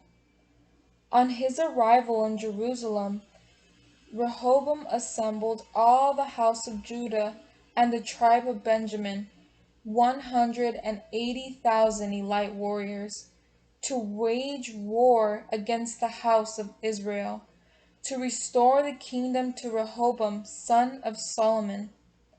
However, the word of God came to Shemaiah, a man of God. Say to Rehoboam, son of Solomon, king of Judah, and to all the house of Judah, and to Benjamin, and to the rest of the people, thus says the Lord, you must not go out to war against your fellow Israelites. Return home, each of you, for it is I who have brought this about. They obeyed the word of the Lord and turned back, according to the word of the Lord. Jeroboam built up Shechem in the hill country of Ephraim and lived there.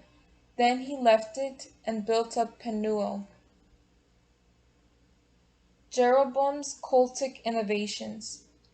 Jeroboam thought to himself, now the kingdom will return to the house of David if this people go up to offer sacrifices in the house of the Lord in Jerusalem. The hearts of this people will return to their master, Rehoboam, king of Judah, and they will kill me and return to Rehoboam, king of Judah. The king took counsel, made 2 calves of gold, and said to the people, you have been going up to Jerusalem long enough. Here are your gods, O Israel, who brought you up from the land of Egypt.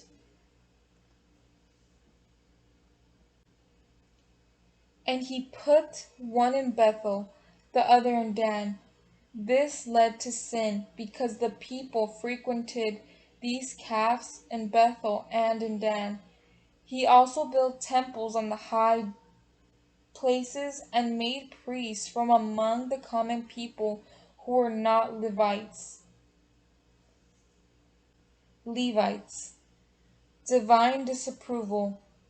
Jeroboam established a feast in the 8th month on the 15th day of the month, like the pilgrimage feast in Judah, and he went up to the altar.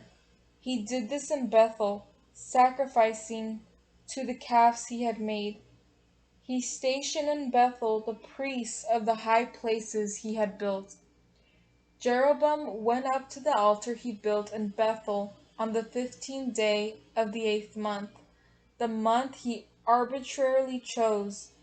He established a feast for the Israelites, and he went up to the altar to burn incense. Chapter 13. A man of God came from Judah to Bethel by the word of the Lord, while Jeroboam was standing at the altar to burn incense. He cried out against the altar by the word of the Lord. Altar, altar, thus says the Lord. A child shall be born to the house of David, Josiah by name, who shall slaughter upon you the priests of the high places who burn incense upon you, and they shall burn human bones upon you. He also gave a sign that same day and said, this is the sign that the Lord has spoken. The altar shall be torn apart, and the ashes on it shall be scattered. When the king heard the word of the man of God, which he was crying out against the altar in Bethel, Jeroboam stretched forth his hand from the altar and said, seize him! But the hand he stretched forth against him withered, so that he could not draw it back. The altar was torn apart, and the ashes from the altar were scattered, in accordance with the sign the man of God gave by the word of the Lord. Then the king said to the man of God, entreat the Lord your God, and intercede for me, that my hand may be restored. So the man of God entreated the Lord, and the king's hand was restored as it was before. The king told the man of God, come with me to the house for some refreshment, so that I may give you a present. The man of God said to the king, "If you give me half your palace, I would not go with you, nor eat bread or drink water in this place. For I was instructed by the word of the Lord, do not eat bread or drink water, and do not return by the way you came." So he departed by another road, and did not go back the way he had come to Bethel. Prophetic Disunity. There was an old prophet living in Bethel, whose son came and told him all the man of God had done that day in Bethel. When his sons repeated to their father the words the man of God had spoken to the king, the father asked him, "Which way did he go?" So his sons pointed out to him the road taken by the man of God who had come from Judah. Then he said to his sons, "Saddle the donkey for me." When they had saddled it, he mounted, and followed the man of God, whom he found seated under a terebinth. When he asked him, "Are you the man of God who came from Judah?" he answered, "Yes." Then he said, "Come home with me and have some bread." "I cannot return with you or go with you, and I cannot eat bread or drink water with you in this place," he answered. "For I was told by the word of the Lord, you shall not eat bread or drink water there, and do not go back the way you came." But he said to him, "I too am a prophet like you, and an angel told me by the word of the Lord, bring him back with you to your house to eat bread and drink water." But he was lying to him. So he went back with him and ate bread and drank water in his house. But while they were sitting at table, the word of the Lord came to the prophet who had brought him back, and he cried out to the man of God who had come from Judah, "Thus says the Lord, because you rebelled against the charge of the Lord and did not keep the command which the Lord your God gave you, but returned and ate bread and drank water in the place where he told you, 'Do not eat bread or drink water. Your corpse shall not be brought to the grave of your ancestors.'" After he had eaten bread and drunk, they saddled for him the donkey that belonged to the prophet who had brought him back, and he set out. But a lion met him on the road and killed him. His body lay sprawled on the road, and the donkey remained standing by it, and so did the lion. Some passer-by saw the body lying in the road with the lion standing beside it, and carried the news to the city where the old prophet lived. On hearing it, the prophet who had brought him back from his journey said, "It is the man of God who rebelled against the charge of the Lord. The Lord has delivered him to a lion, which mangled and killed him, according to the word which the Lord had spoken to him." Then he said to his sons, "Saddle the donkey for me," and they saddled it. He went off and found the body sprawled on the road with the donkey and the lion standing beside it. The lion had not eaten the body, nor had it harmed the donkey. The prophet lifted up the body of the man of God and put it on the donkey and brought him back to the city to mourn and to bury him. He laid the man's body in his own grave, and they mourned over it. "Alas, my brother!" After he had buried him, he said to his sons, "When I die, bury me in the grave where the man of God is buried. Lay my bones beside his. For the word which he proclaimed by the word of the Lord against the altar in Bethel, and against all the temples on the high places in the city of Samaria, will certainly come to pass." Even after this, Jeroboam did not turn from his evil way, but again made priests for the high places from among the common people. Whoever desired it was installed as a priest of the high places. This is the account of the sin of the house of Jeroboam, for which it was to be cut off and destroyed from the face of the earth. Chapter 14. Ahijah announces Jeroboam's downfall. At that time Abijah, son of Jeroboam, took sick. So Jeroboam said to his wife, "Go and disguise yourself, so that no one will recognize you as Jeroboam's wife. Then go to Shiloh, where you will find Ahijah the prophet. It was he who spoke the word that made me king over this people. Take along 10 loaves, some cakes, and a jar of honey, and go to him. He will tell you what will happen to the child." The wife of Jeroboam did so. She left and went to Shiloh, and came to the house of Ahijah. Now Ahijah could not see because age had diminished his sight. But the Lord said to Ahijah, "Jeroboam's wife is coming to consult you about her son, for he is sick. Thus and so you must tell her. When she comes, she will be in disguise." So Ahijah, hearing the sound of her footsteps as she entered the door, said, "Come in, wife of Jeroboam. Why are you in disguise? For my part, I have been commissioned to give you bitter news. Go, tell Jeroboam, 'Thus says the Lord, the God of Israel, I exalted you from among the people and made you ruler of my people Israel. I tore the kingdom away from the house of David and gave it to you. Yet you have not been like my servant David, who kept my commandments and followed me with his whole heart, doing only what is right in my sight. You have done more evil than all who were before you. You have gone and made for yourself other gods and molten images to provoke me. But me you have cast behind your back. Therefore I am bringing evil upon the house of Jeroboam. I will cut off from Jeroboam's line every male, bond or free, in Israel. I will burn up what is left of the house of Jeroboam, as dung is burned completely.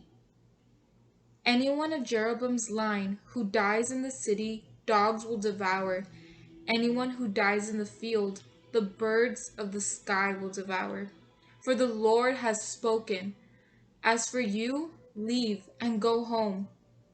As you step inside the city, the child will die, and all Israel will mourn him and bury him.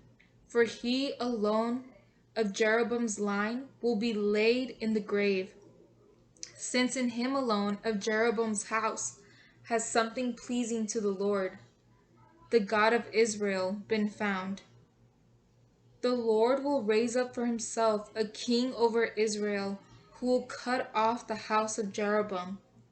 Today, at this very moment, the Lord will strike Israel like a reed tossed about in the water, and will pluck out Israel from this good land which he gave their ancestors, and will scatter them beyond the river, because they made Asherahs for themselves, provoking the Lord.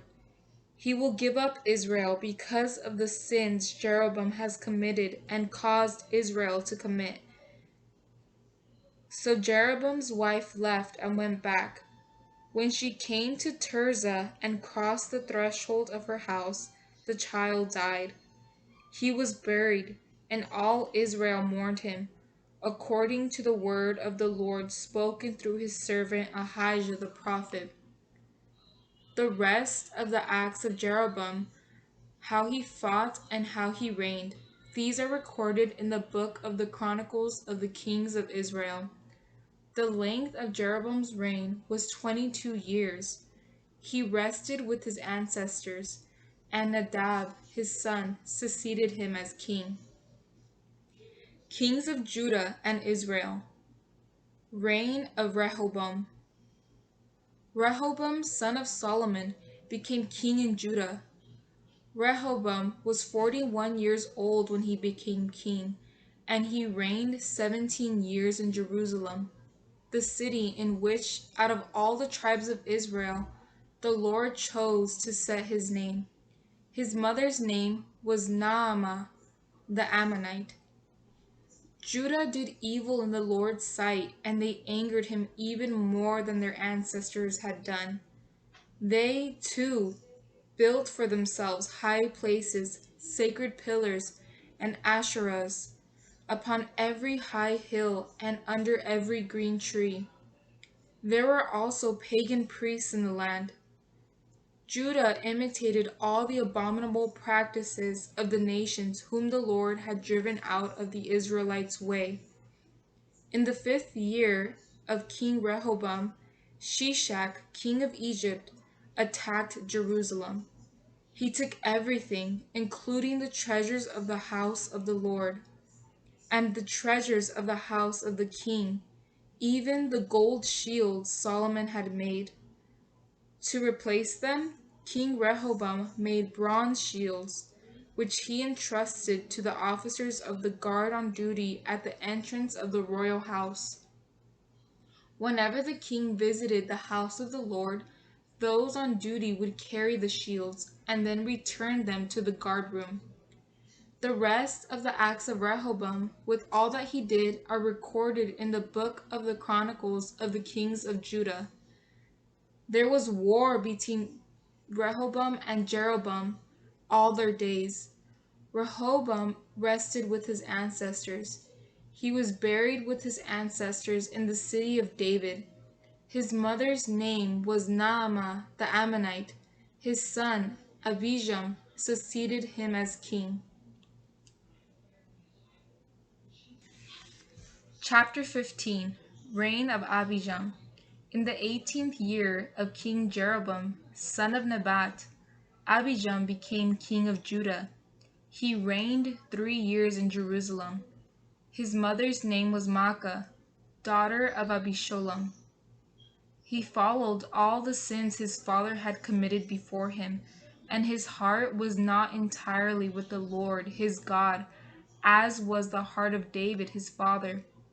Yet for David's sake the Lord his God gave him a holding in Jerusalem, raising up his son after him, and permitting Jerusalem to endure, because David had done what was right in the sight of the Lord, and did not disobey any of his commandments as long as he lived, except in the case of Uriah the Hittite.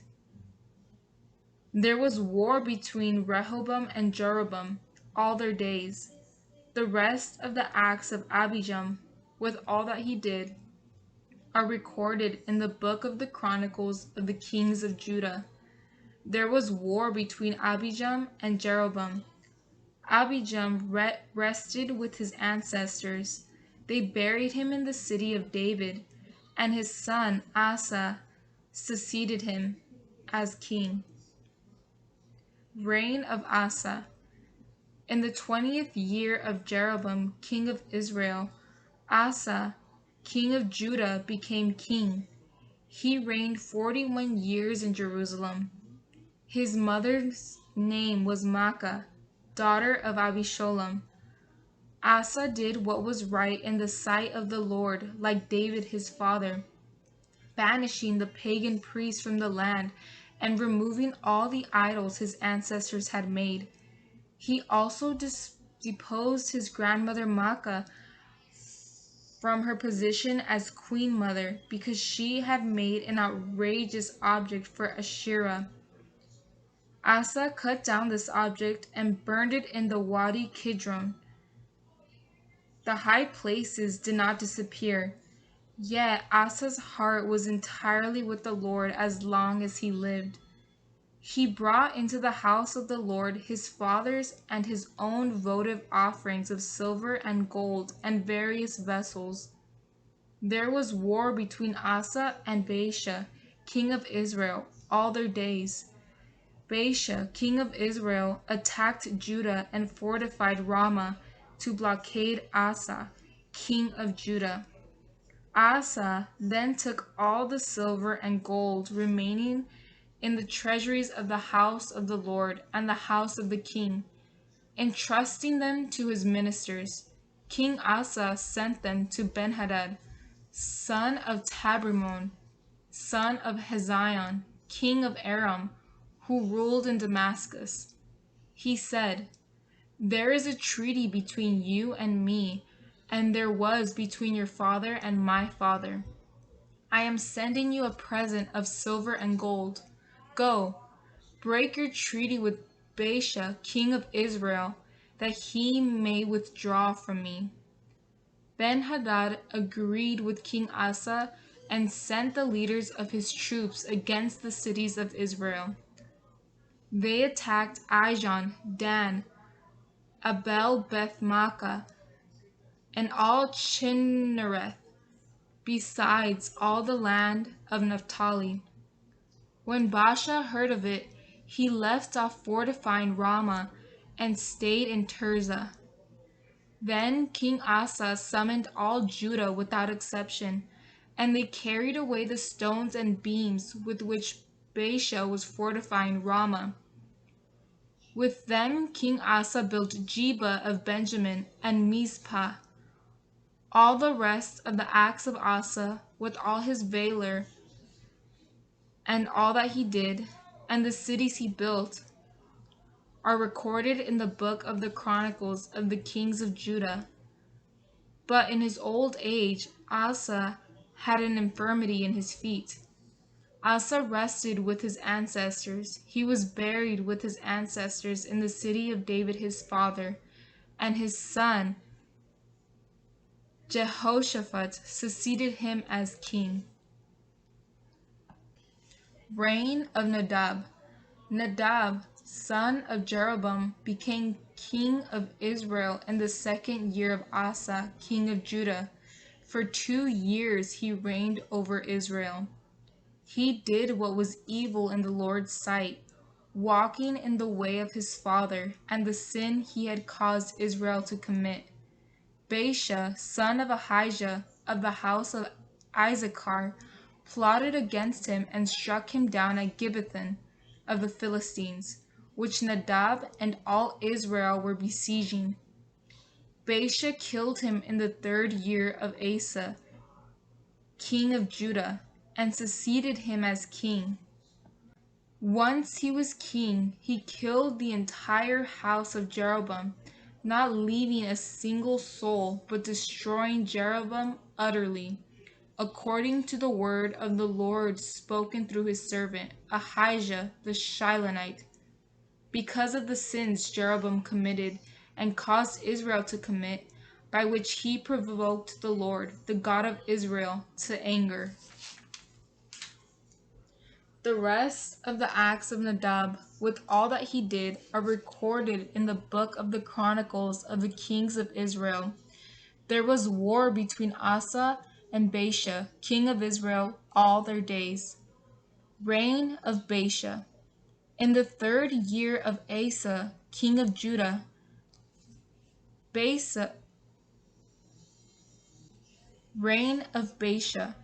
In the 3rd year of Asa,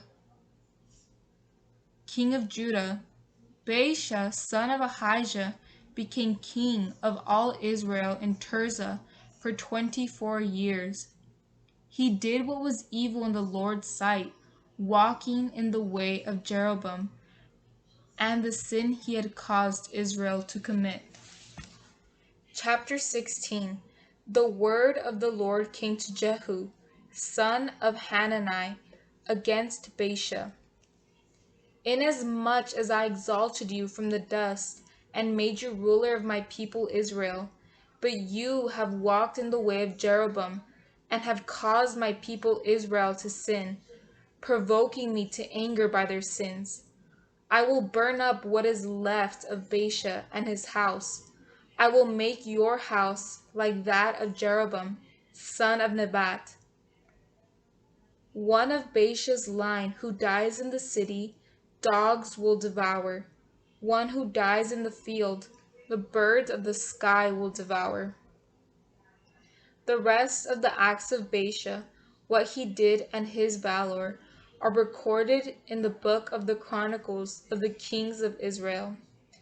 Baasha rested with his ancestors. He was buried in Tirzah, and his son Elah succeeded him as king. Through the prophet Jehu, son of Hanani, the word of the Lord came against Baasha and his house, because of all the evil Baasha did in the sight of the Lord, provoking him to anger by his deeds, so that he became like the house of Jeroboam, and because of what he destroyed. Reign of Elah. In the 26th year of Asa, king of Judah, Elah, son of Baasha, became king of Israel in Tirzah for 2 years. His servant Zimri, commander of half his chariots, plotted against him. As he was in Tirzah, drinking to excess in the house of Arza, master of his palace in Tirzah, Zimri entered. He struck and killed him in the 27th year of Asa, king of Judah, and succeeded him as king. Once he was king, seated on the throne, he killed the whole house of Baasha, not sparing a single male relative or friend of his. Zimri destroyed the entire house of Baasha, according to the word the Lord spoke against Baasha through Jehu the prophet, because of all the sins which Baasha and his son Elah committed and caused Israel to commit, provoking the Lord, the God of Israel, to anger by their idols.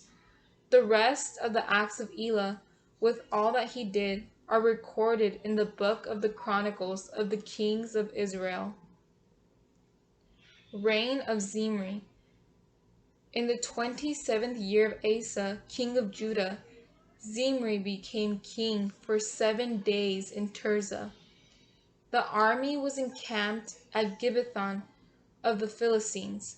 When they heard Zimri had formed a conspiracy and has killed the king, so that day in the camp all Israel made Omri, commander of the army, king of Israel. Omri and all Israel with him marched up from Gibbethon and besieged Tirzah. When Zimri saw that the city was captured, he entered the citadel of the king's house and burned it down over him.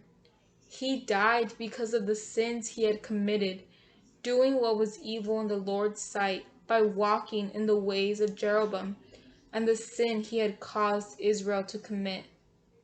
The rest of the acts of Zimri, with the conspiracy he carried out, are recorded in the book of the Chronicles of the Kings of Israel. Civil War. At that time, the people of Israel were divided in two, half following Tibni, son of Ginath, to make him king, and half for Omri. The partisans of Omri prevailed over those of Tibni, son of Ginath. Tibni died, and Omri became king. Reign of Omri. In the 31st year of Asa, king of Judah, Omri became king of Israel for 12 years. The first 6 of them he reigned in Tirzah. He then brought the mountain of Samaria from Shemer.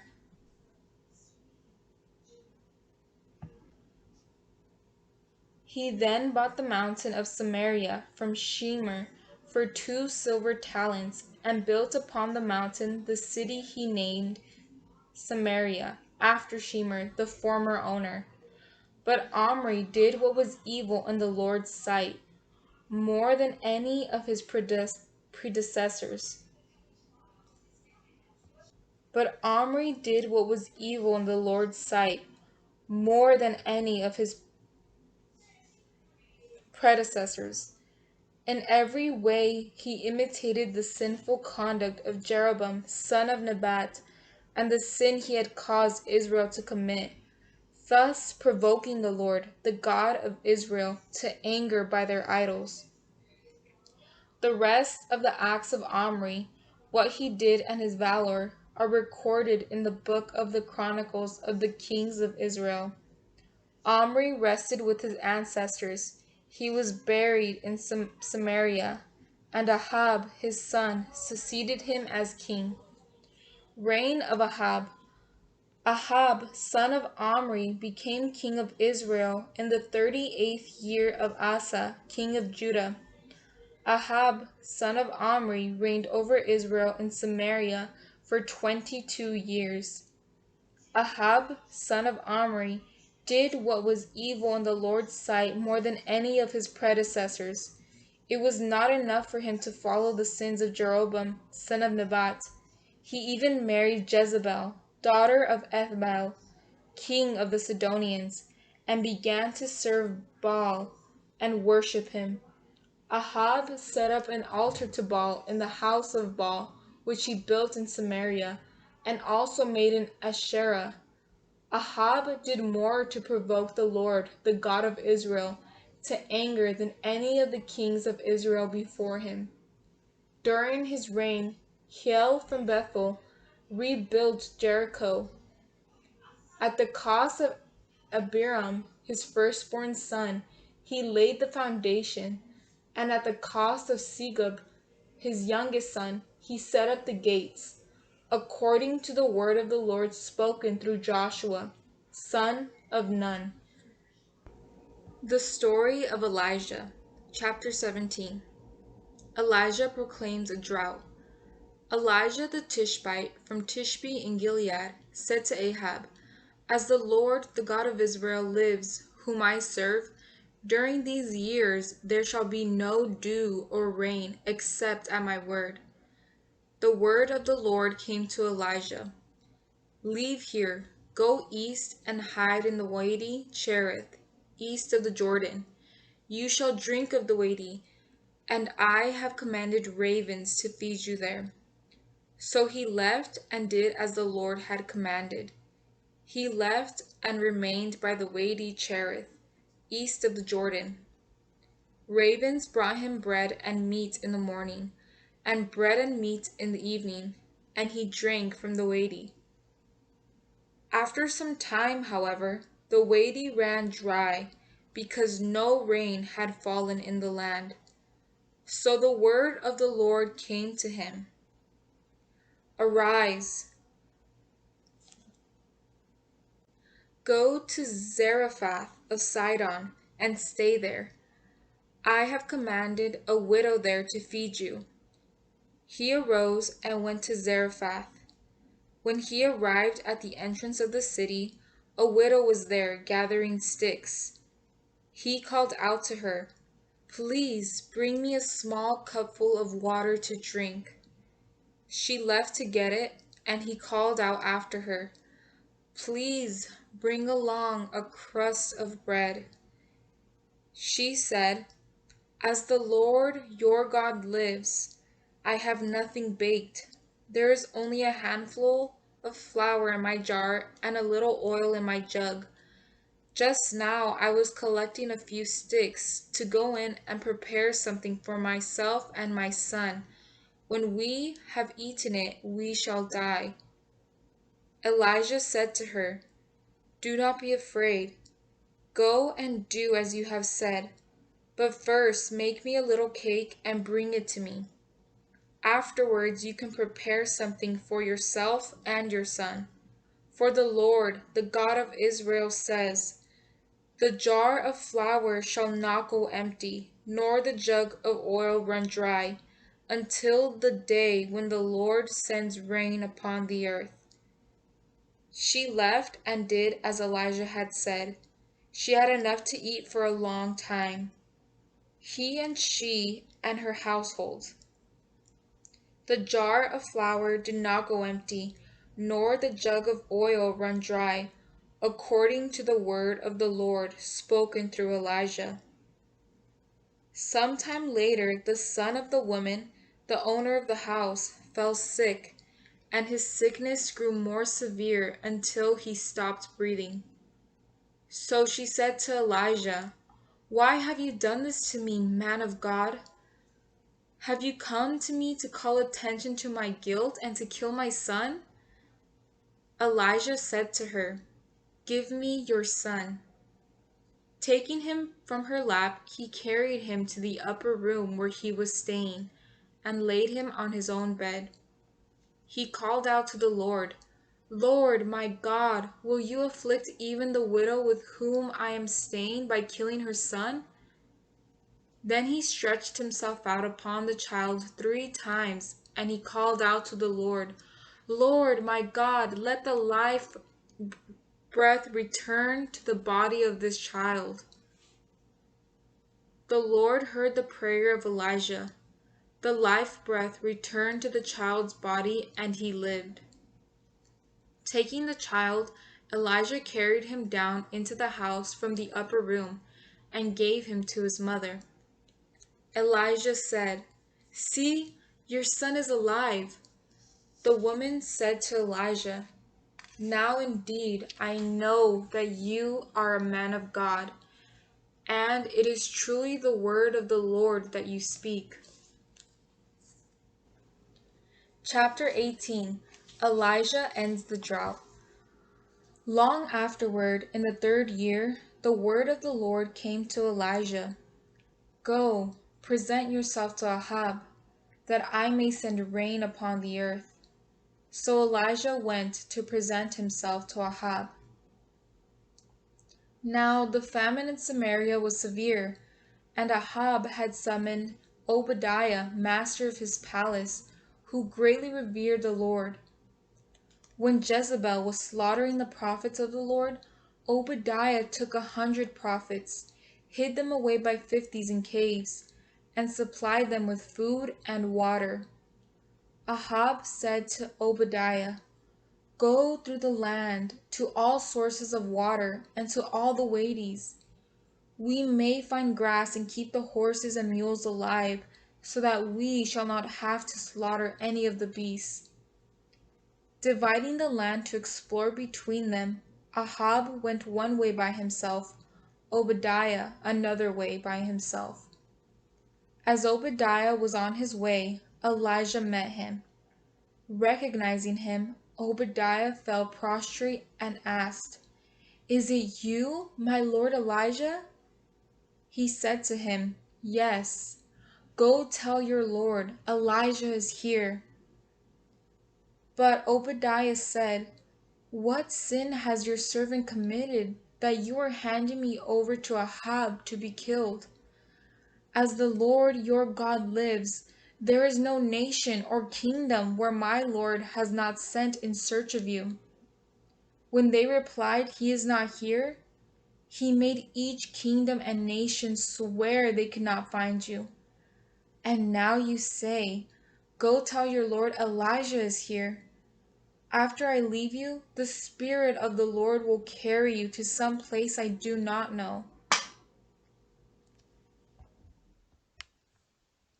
And when I go to inform Ahab, and he does not find you, he will kill me, though your servant has revered the Lord from his youth.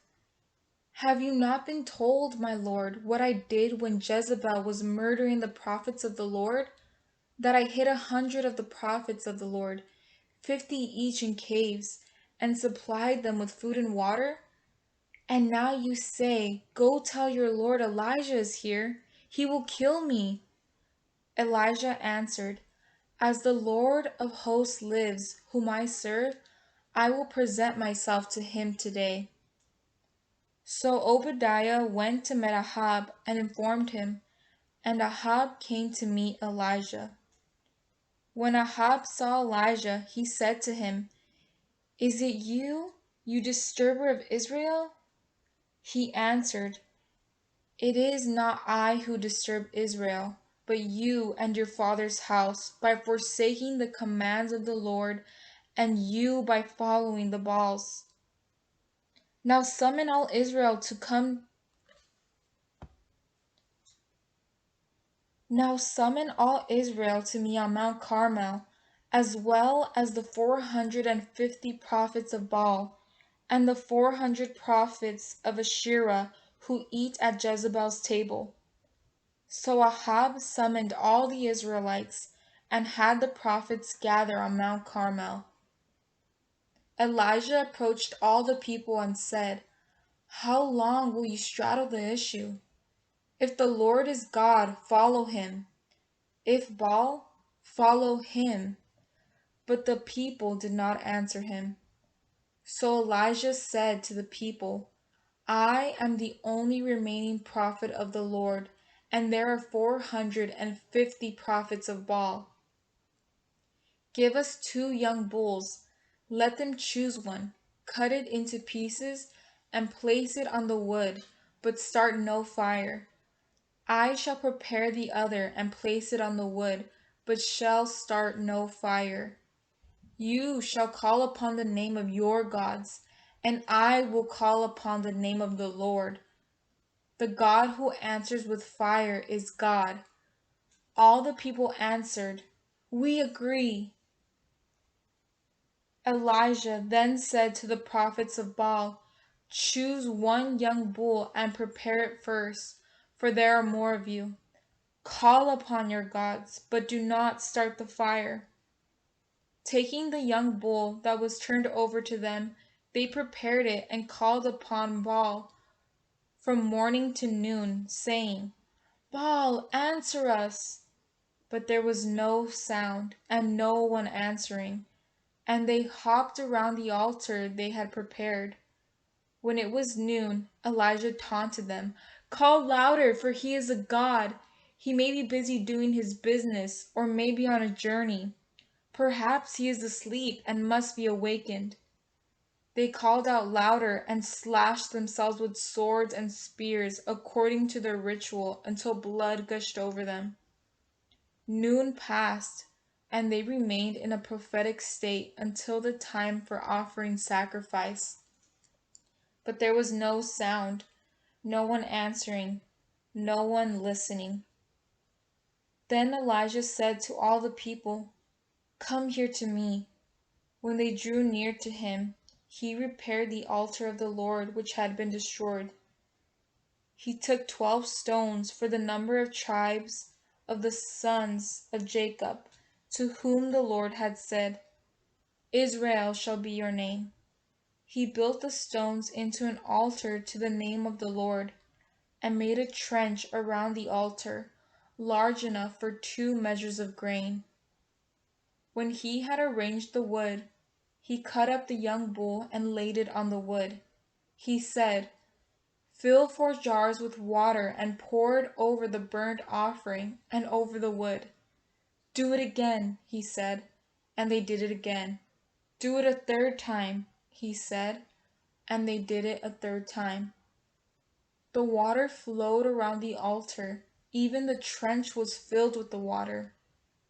At the time for offering sacrifice, Elijah the prophet came forward and said, "Lord, God of Abraham, Isaac, and Israel, let it be known this day that you are God in Israel, and that I am your servant, and have done all these things at your command. Answer me, Lord, answer me, that this people may know that you, Lord, are God, and that you have turned their hearts back to you."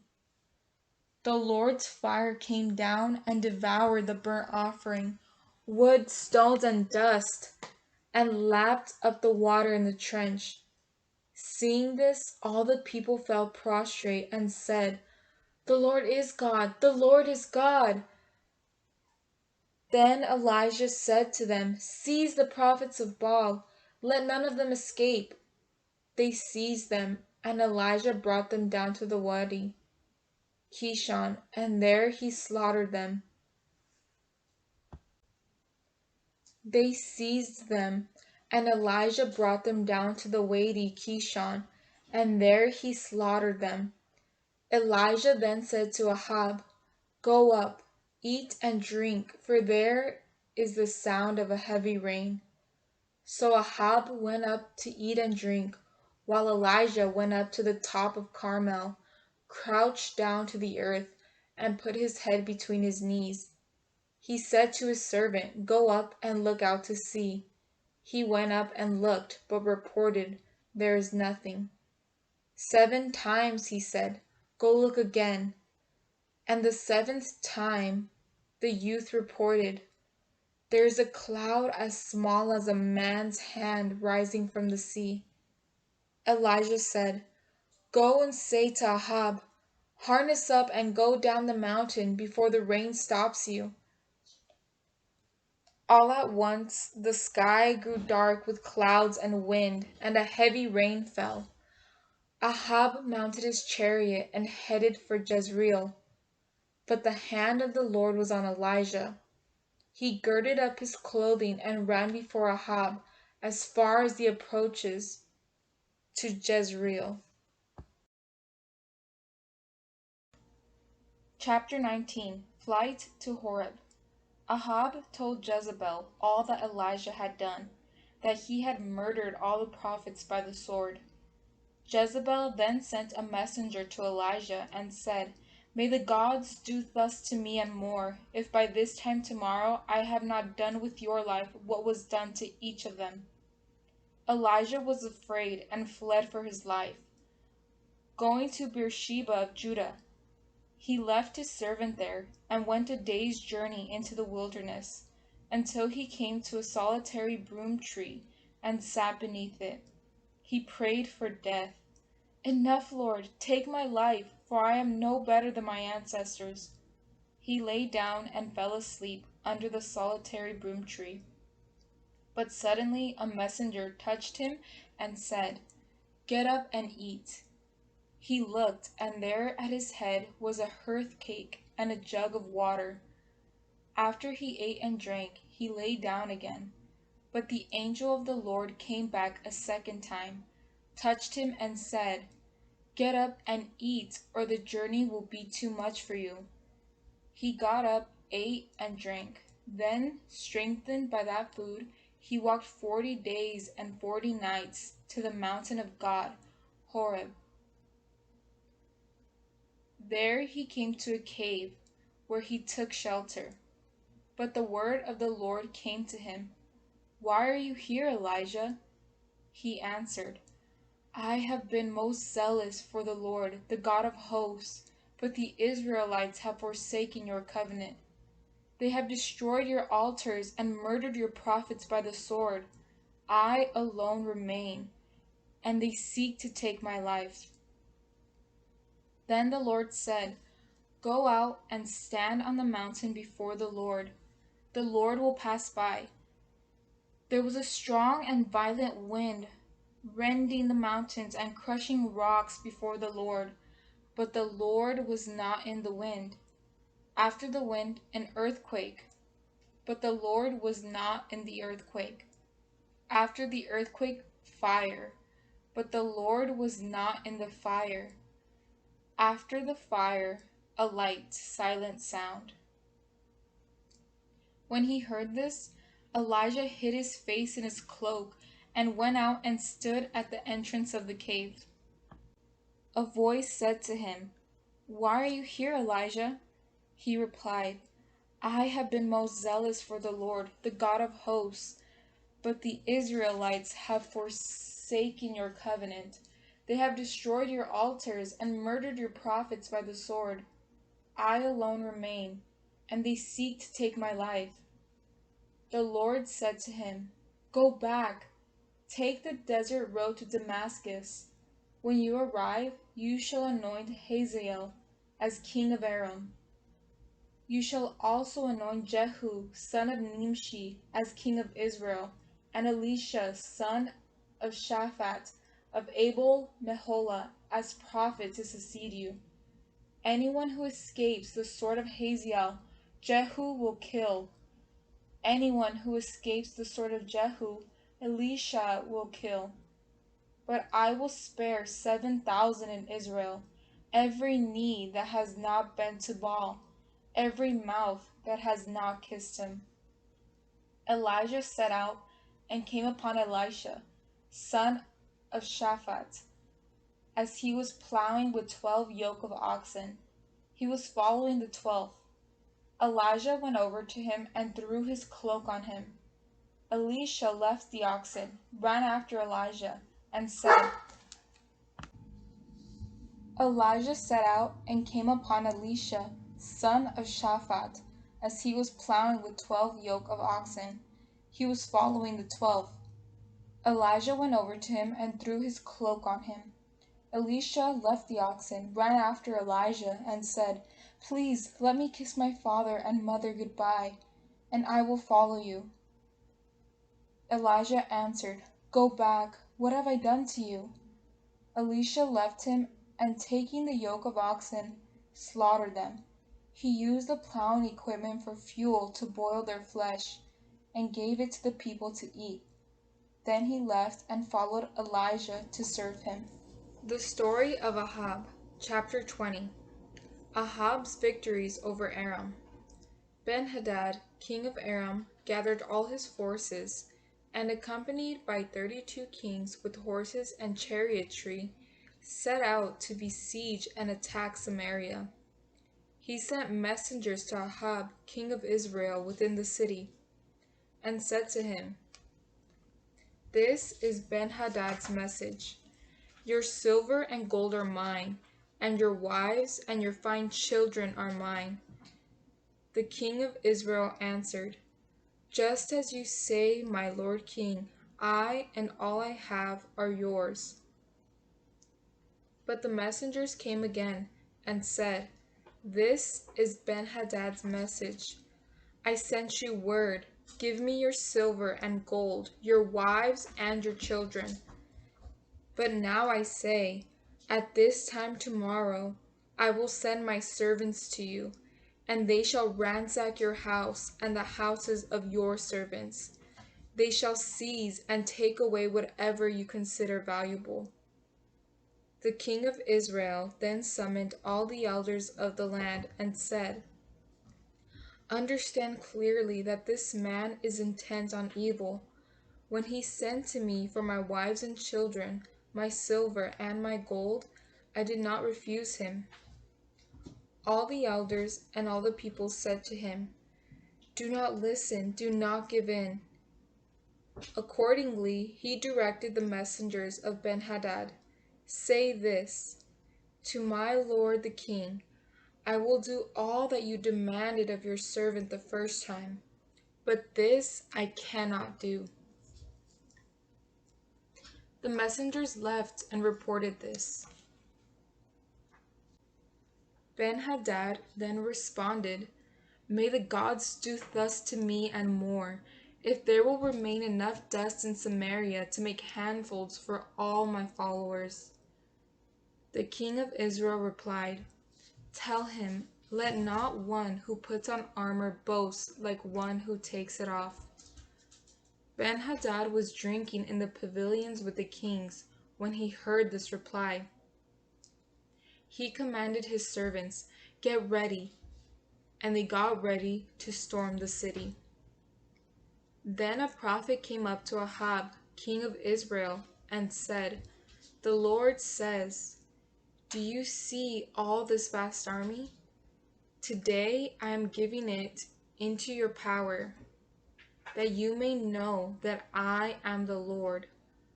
But Ahab asked, "Through whom will it be given over?"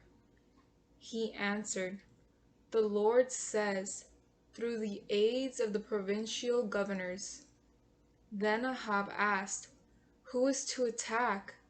He replied, "You are." So Ahab mustered the aides of the provincial governors, 232 of them. Behind them he mustered all the Israelite soldiery, who numbered 7,000 in all. They marched out at noon, while Ben-Hadad was drinking heavily in the pavilions with the 32 kings who were his allies. When the aides of the provincial governors marched out first, Ben-Hadad received word, "Some men have marched out of Samaria." He answered, "Whether they have come out for peace or for war, take them alive." But when these had come out of the city, the aides of the provincial governors with the army following them, each of them struck down his man. The Arameans fled with Israel pursuing them, while Ben-Hadad, king of Aram, escaped on a chariot horse. Then the king of Israel went out and destroyed the horses and chariots. Thus he inflicted a severe defeat on Aram. Then the prophet approached the king of Israel and said to him, "Go, regroup your forces. Understand clearly what you must do, for at the turning of the year, the king of Aram will attack you. Meanwhile, the servants of the king of Aram said to him, their gods are mountain gods. That is why they defeated us. But if we fight them on level ground, we shall be sure to defeat them. This is what you must do. Take the kings from their posts and put prefects in their places. Raise an army as large as the army you have lost, horse for horse, chariot for chariot. Let us fight them on level ground, and we shall surely defeat them.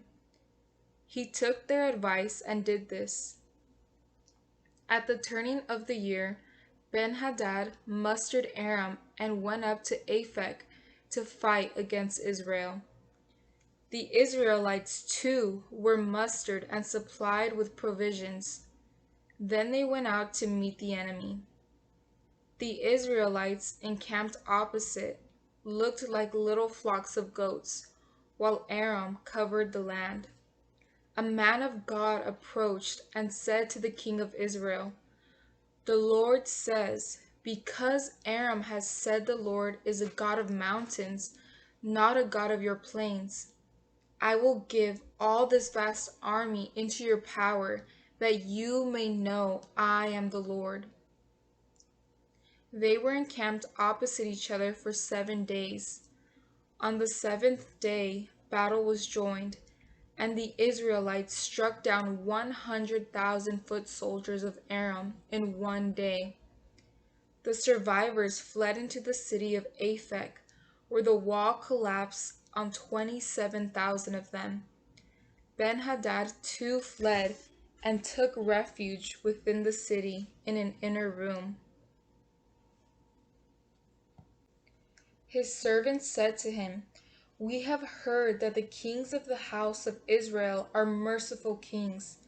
Allow us, therefore, to garb ourselves in sackcloth, with cords around our heads, and go out to the king of Israel.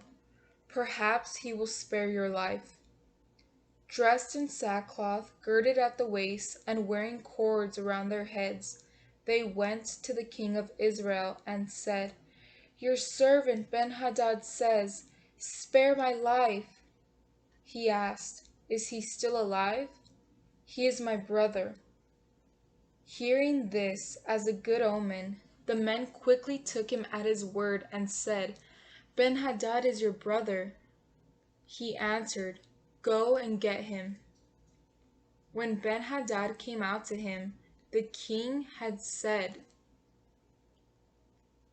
him mount his chariot.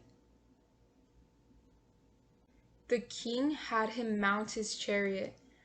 Ben-Hadad said to him, the cities my father took from your father I will restore, and you may set up bazaars for yourself in Damascus, as my father did in Samaria.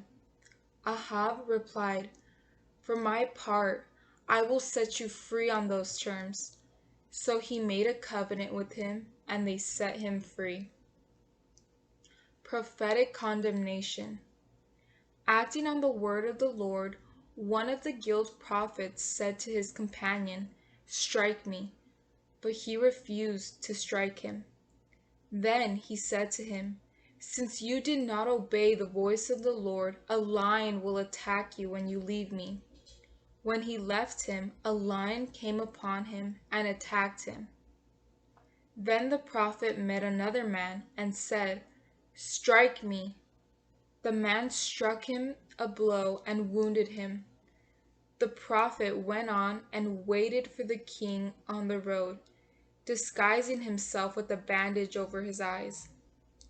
As the king was passing, he called out to the king and said, your servant went into the thick of the battle, and suddenly someone turned and brought me a man and said, guard this man.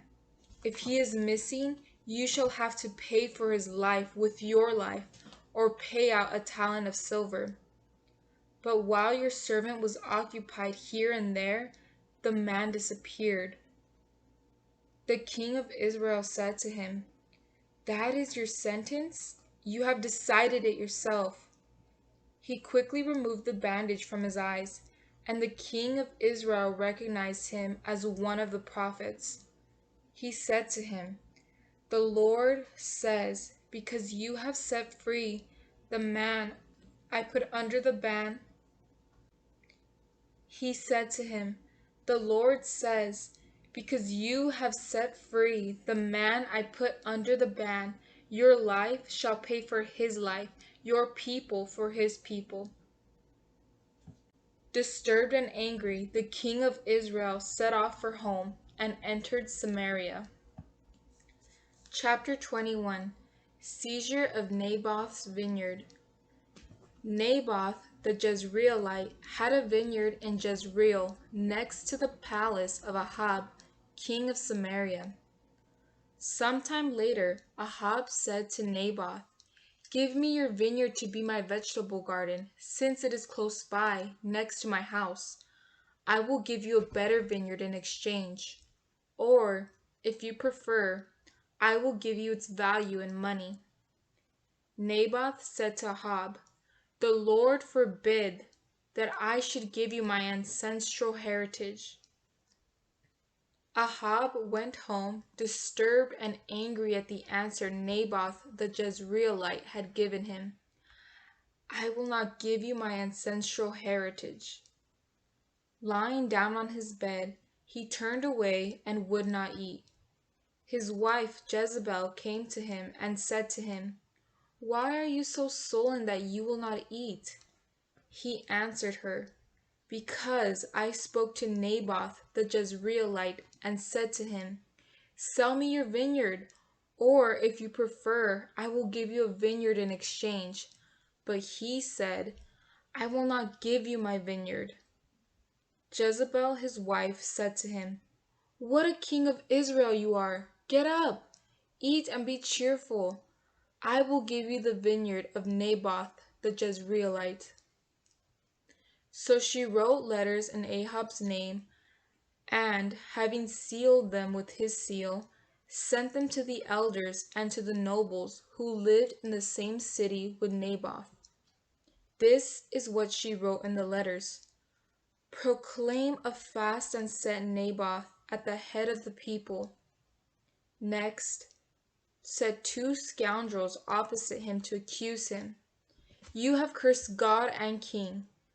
Then take him out and stone him to death." His fellow citizens, the elders and the nobles who dwelt in his city, did as Jezebel had ordered in the letters she sent them. They proclaimed a fast and set Naboth at the head of the people. Two scoundrels came in and sat opposite Naboth, and the scoundrels accused him in the presence of the people. "Naboth has cursed God and king." And they led him out of the city and stoned him to death. Then they sent word to Jezebel, "Naboth has been stoned to death." When Jezebel learned that Naboth had been stoned to death, she said to Ahab, "Go take possession of the vineyard of Naboth the Jezreelite, which he refused to sell you, because Naboth is not alive, but dead." When Ahab heard that Naboth was dead, he started on his way down to the vineyard of Naboth the Jezreelite to take possession of it. Prophetic Condemnation. Then the word of the Lord came to Elijah the Tishbite, "Go down to meet Ahab, king of Israel, who is in Samaria. He will be in the vineyard of Naboth, where he has gone to take possession. Tell him, 'Thus says the Lord, after murdering, do you also take possession?' And tell him, 'Thus says the Lord, in the place where the dogs licked up the blood of Naboth, the dogs shall lick up your blood too.'" Ahab said to Elijah, "Have you found me out, my enemy?" He said, "I have found you, because you have given yourself up." Ahab said to Elijah, Have you found me out, my enemy? He said, I have found you, because you have given yourself up to doing evil in the Lord's sight. I am bringing evil upon you. I will consume you and will cut off every male belonging to Ahab, whether bond or free, in Israel. I will make your house like that of Jeroboam, son of Nebat, and like the house of Baasha, son of Ahijah, because you have provoked me by leading Israel into sin. Against Jezebel, too, the Lord declared, the dogs shall devour Jezebel in the confines of Jezreel. Anyone of Ahab's line who dies in the city, dogs will devour. Anyone who dies in the field, the birds of the sky will devour. Indeed, no one gave himself up to the doing of evil in the sight of the Lord, as did Ahab, urged on by his wife Jezebel. He became completely abominable by going after idols, just as the Amorites had done, whom the Lord drove out of the Israelites' way. When Ahab heard these words, he tore his garments and put on sackcloth over his bare flesh. He fasted, slept in the sackcloth, and went about subdued. Then the word of the Lord came to Elijah the Tishbite. Have you seen how Ahab has humbled himself before me? Since he has humbled himself before me, I will not bring the evil in his time. I will bring the evil upon his house in his son's time. Chapter 22. Ahab's defeat by Aram. 3 years passed without war between Aram and Israel. In the 3rd year, however, King Jehoshaphat of Judah came down to the king of Israel. The king of Israel said to his servants, Do you not know that Ramoth Gilead is ours, and we are doing nothing to take it from the king of Aram? He asked Jehoshaphat, Will you come with me to fight against Ramoth Gilead? Jehoshaphat answered the king of Israel, You and I are as one, and your people and my people, your horses and my horses as well. Prophetic condemnation. Jehoshaphat also said to the king of Israel, Seek the word of the Lord at once. The king of Israel assembled the prophets, about 400 of them, and asked, Shall I go to fight against Ramoth Gilead, or shall I refrain? They said, Attack. The Lord will give it into the power of the king. But Jehoshaphat said, Is there no other prophet of the Lord here we might consult? The king of Israel answered, There is one other man through whom we might consult the Lord, but I hate him because he prophesies not good but evil about me. He is Micaiah, son of Imlah. Jehoshaphat said, Let not the king say that. So the king of Israel called an official and said to him, Get Micaiah, son of Imlah, at once. The king of Israel and Jehoshaphat, king of Judah, were seated, each on his throne, clothed in their robes of state, in the square at the entrance of the gate of Samaria, and all the prophets were prophesying before them. Zedekiah, son of Chenaanah, made himself 2 horns of iron, and said, The Lord says, With these you shall gore Aram until you have destroyed them. The other prophets prophesied in a similar vein, saying, Attack Ramoth Gilead and conquer. The Lord will give it into the power of the king. Meanwhile, the messenger who had gone to call Micaiah said to him, Look now, the prophets are unanimously predicting good for the king.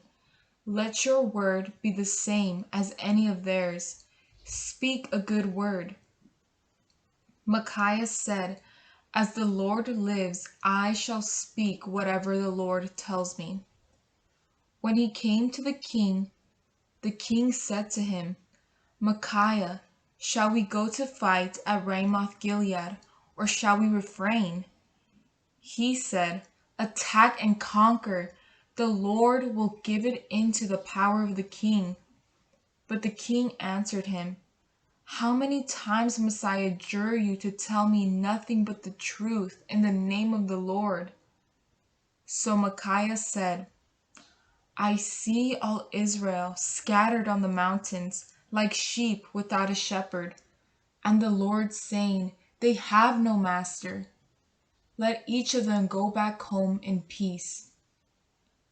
The king of Israel said to Jehoshaphat, "Did I not tell you, he does not prophesy good about me, but only evil?" Micaiah continued, "Therefore hear the word of the Lord. I saw the Lord seated on his throne, with the whole host of heaven standing his right and to his left. The Lord asked, 'Who will deceive Ahab, so that he will go up and fall on Ramoth Gilead?' And one said this, another that, until this spirit came forth and stood before the Lord, saying, 'I will deceive him.' The Lord asked, 'How?'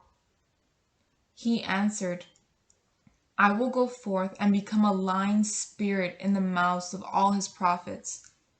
The Lord replied, 'You shall succeed in deceiving him. Go forth and do this.'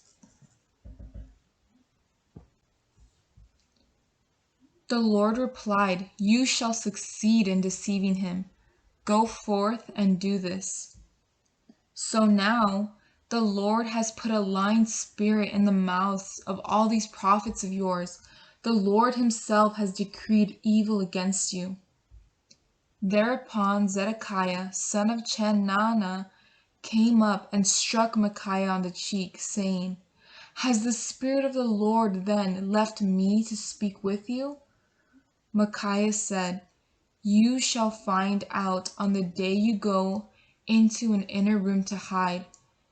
The king of Israel then said, "Seize Micaiah and take him back to Amon, prefect of the city, and to Joash, the king's son, and say, 'This is the king's order. Put this man in prison and feed him scanty rations of bread and water until I come back in safety.' This is the king's order. Put this man in prison and feed him scanty rations of bread and water until I come back in safety." But Micaiah said, "If you return in safety, the Lord has not spoken through me." He also said, "Hear, O peoples, all of you." Ahab at Ramoth Gilead. The king of Israel and Jehoshaphat king of Judah went up to Ramoth Gilead, and the king of Israel said to Jehoshaphat, "I will disguise myself and go into battle, but you put on your own robes." So the king of Israel disguised himself and entered the battle. In the meantime, the king of Aram had given his 32 chariot commanders the order, "Do not fight with anyone, great or small, except the king of Israel alone." When the chariot commanders saw Jehoshaphat, they cried out, "There is the king of Israel!" and wheeled to fight him. But Jehoshaphat cried out, and the chariot commanders, seeing that he was not the king of Israel, turned away from him. But someone drew his bow at random and hit the king of Israel between the joints of his breastplate. He ordered his charioteer, "Rein about and take me out of the ranks, for I am wounded." The battle grew fierce during the day, and the king, who was propped up in his chariot facing the Arameans, died in the evening. The blood from his wound flowed to the bottom of the chariot. At sunset a cry went through the army, "Every man to his city! Every man to his land!" And so the king died and came back to Samaria, and they buried him there. When they washed out the chariot at the pool of Samaria, the dogs licked up his blood, and prostitutes bathed there, as the Lord had prophesied. The rest of the acts of Ahab, with all that he did, including the ivory house he built and all the cities he built, are recorded in the book of the Chronicles of the Kings of Israel. Ahab rested with his ancestors, and his son Ahaziah succeeded him as king. Reign of Jehoshaphat. Jehoshaphat, son of Asa, became king of Judah in the 4th year of Ahab, king of Israel. Jehoshaphat was 35 years old when he became king, and he reigned 25 years in Jerusalem. His mother's name was Azubah, daughter of Shili. He walked in the way of Asa his father unceasingly, doing what was right in the Lord's sight. Nevertheless, the high places did not disappear, and the people still sacrificed on the high places and burned incense there. Jehoshaphat also made peace with the king of Israel. The rest of the acts of Jehoshaphat with his valor, what he did and how he fought, are recorded in the book of the Chronicles of the Kings of Judah. He removed from the land the rest of the pagan priests who had remained in the reign of Asa his father. There was no king in Edom, but an appointed regent. Jehoshaphat made Tarshish ships to go to Ophir for gold. But in fact, the ships did not go, because they were wrecked at Ezion-Geber. That was the time when Ahaziah, son of Ahab, had said to Jehoshaphat, "Let my servants accompany your servants in the ships." But Jehoshaphat would not agree. Jehoshaphat rested with his ancestors.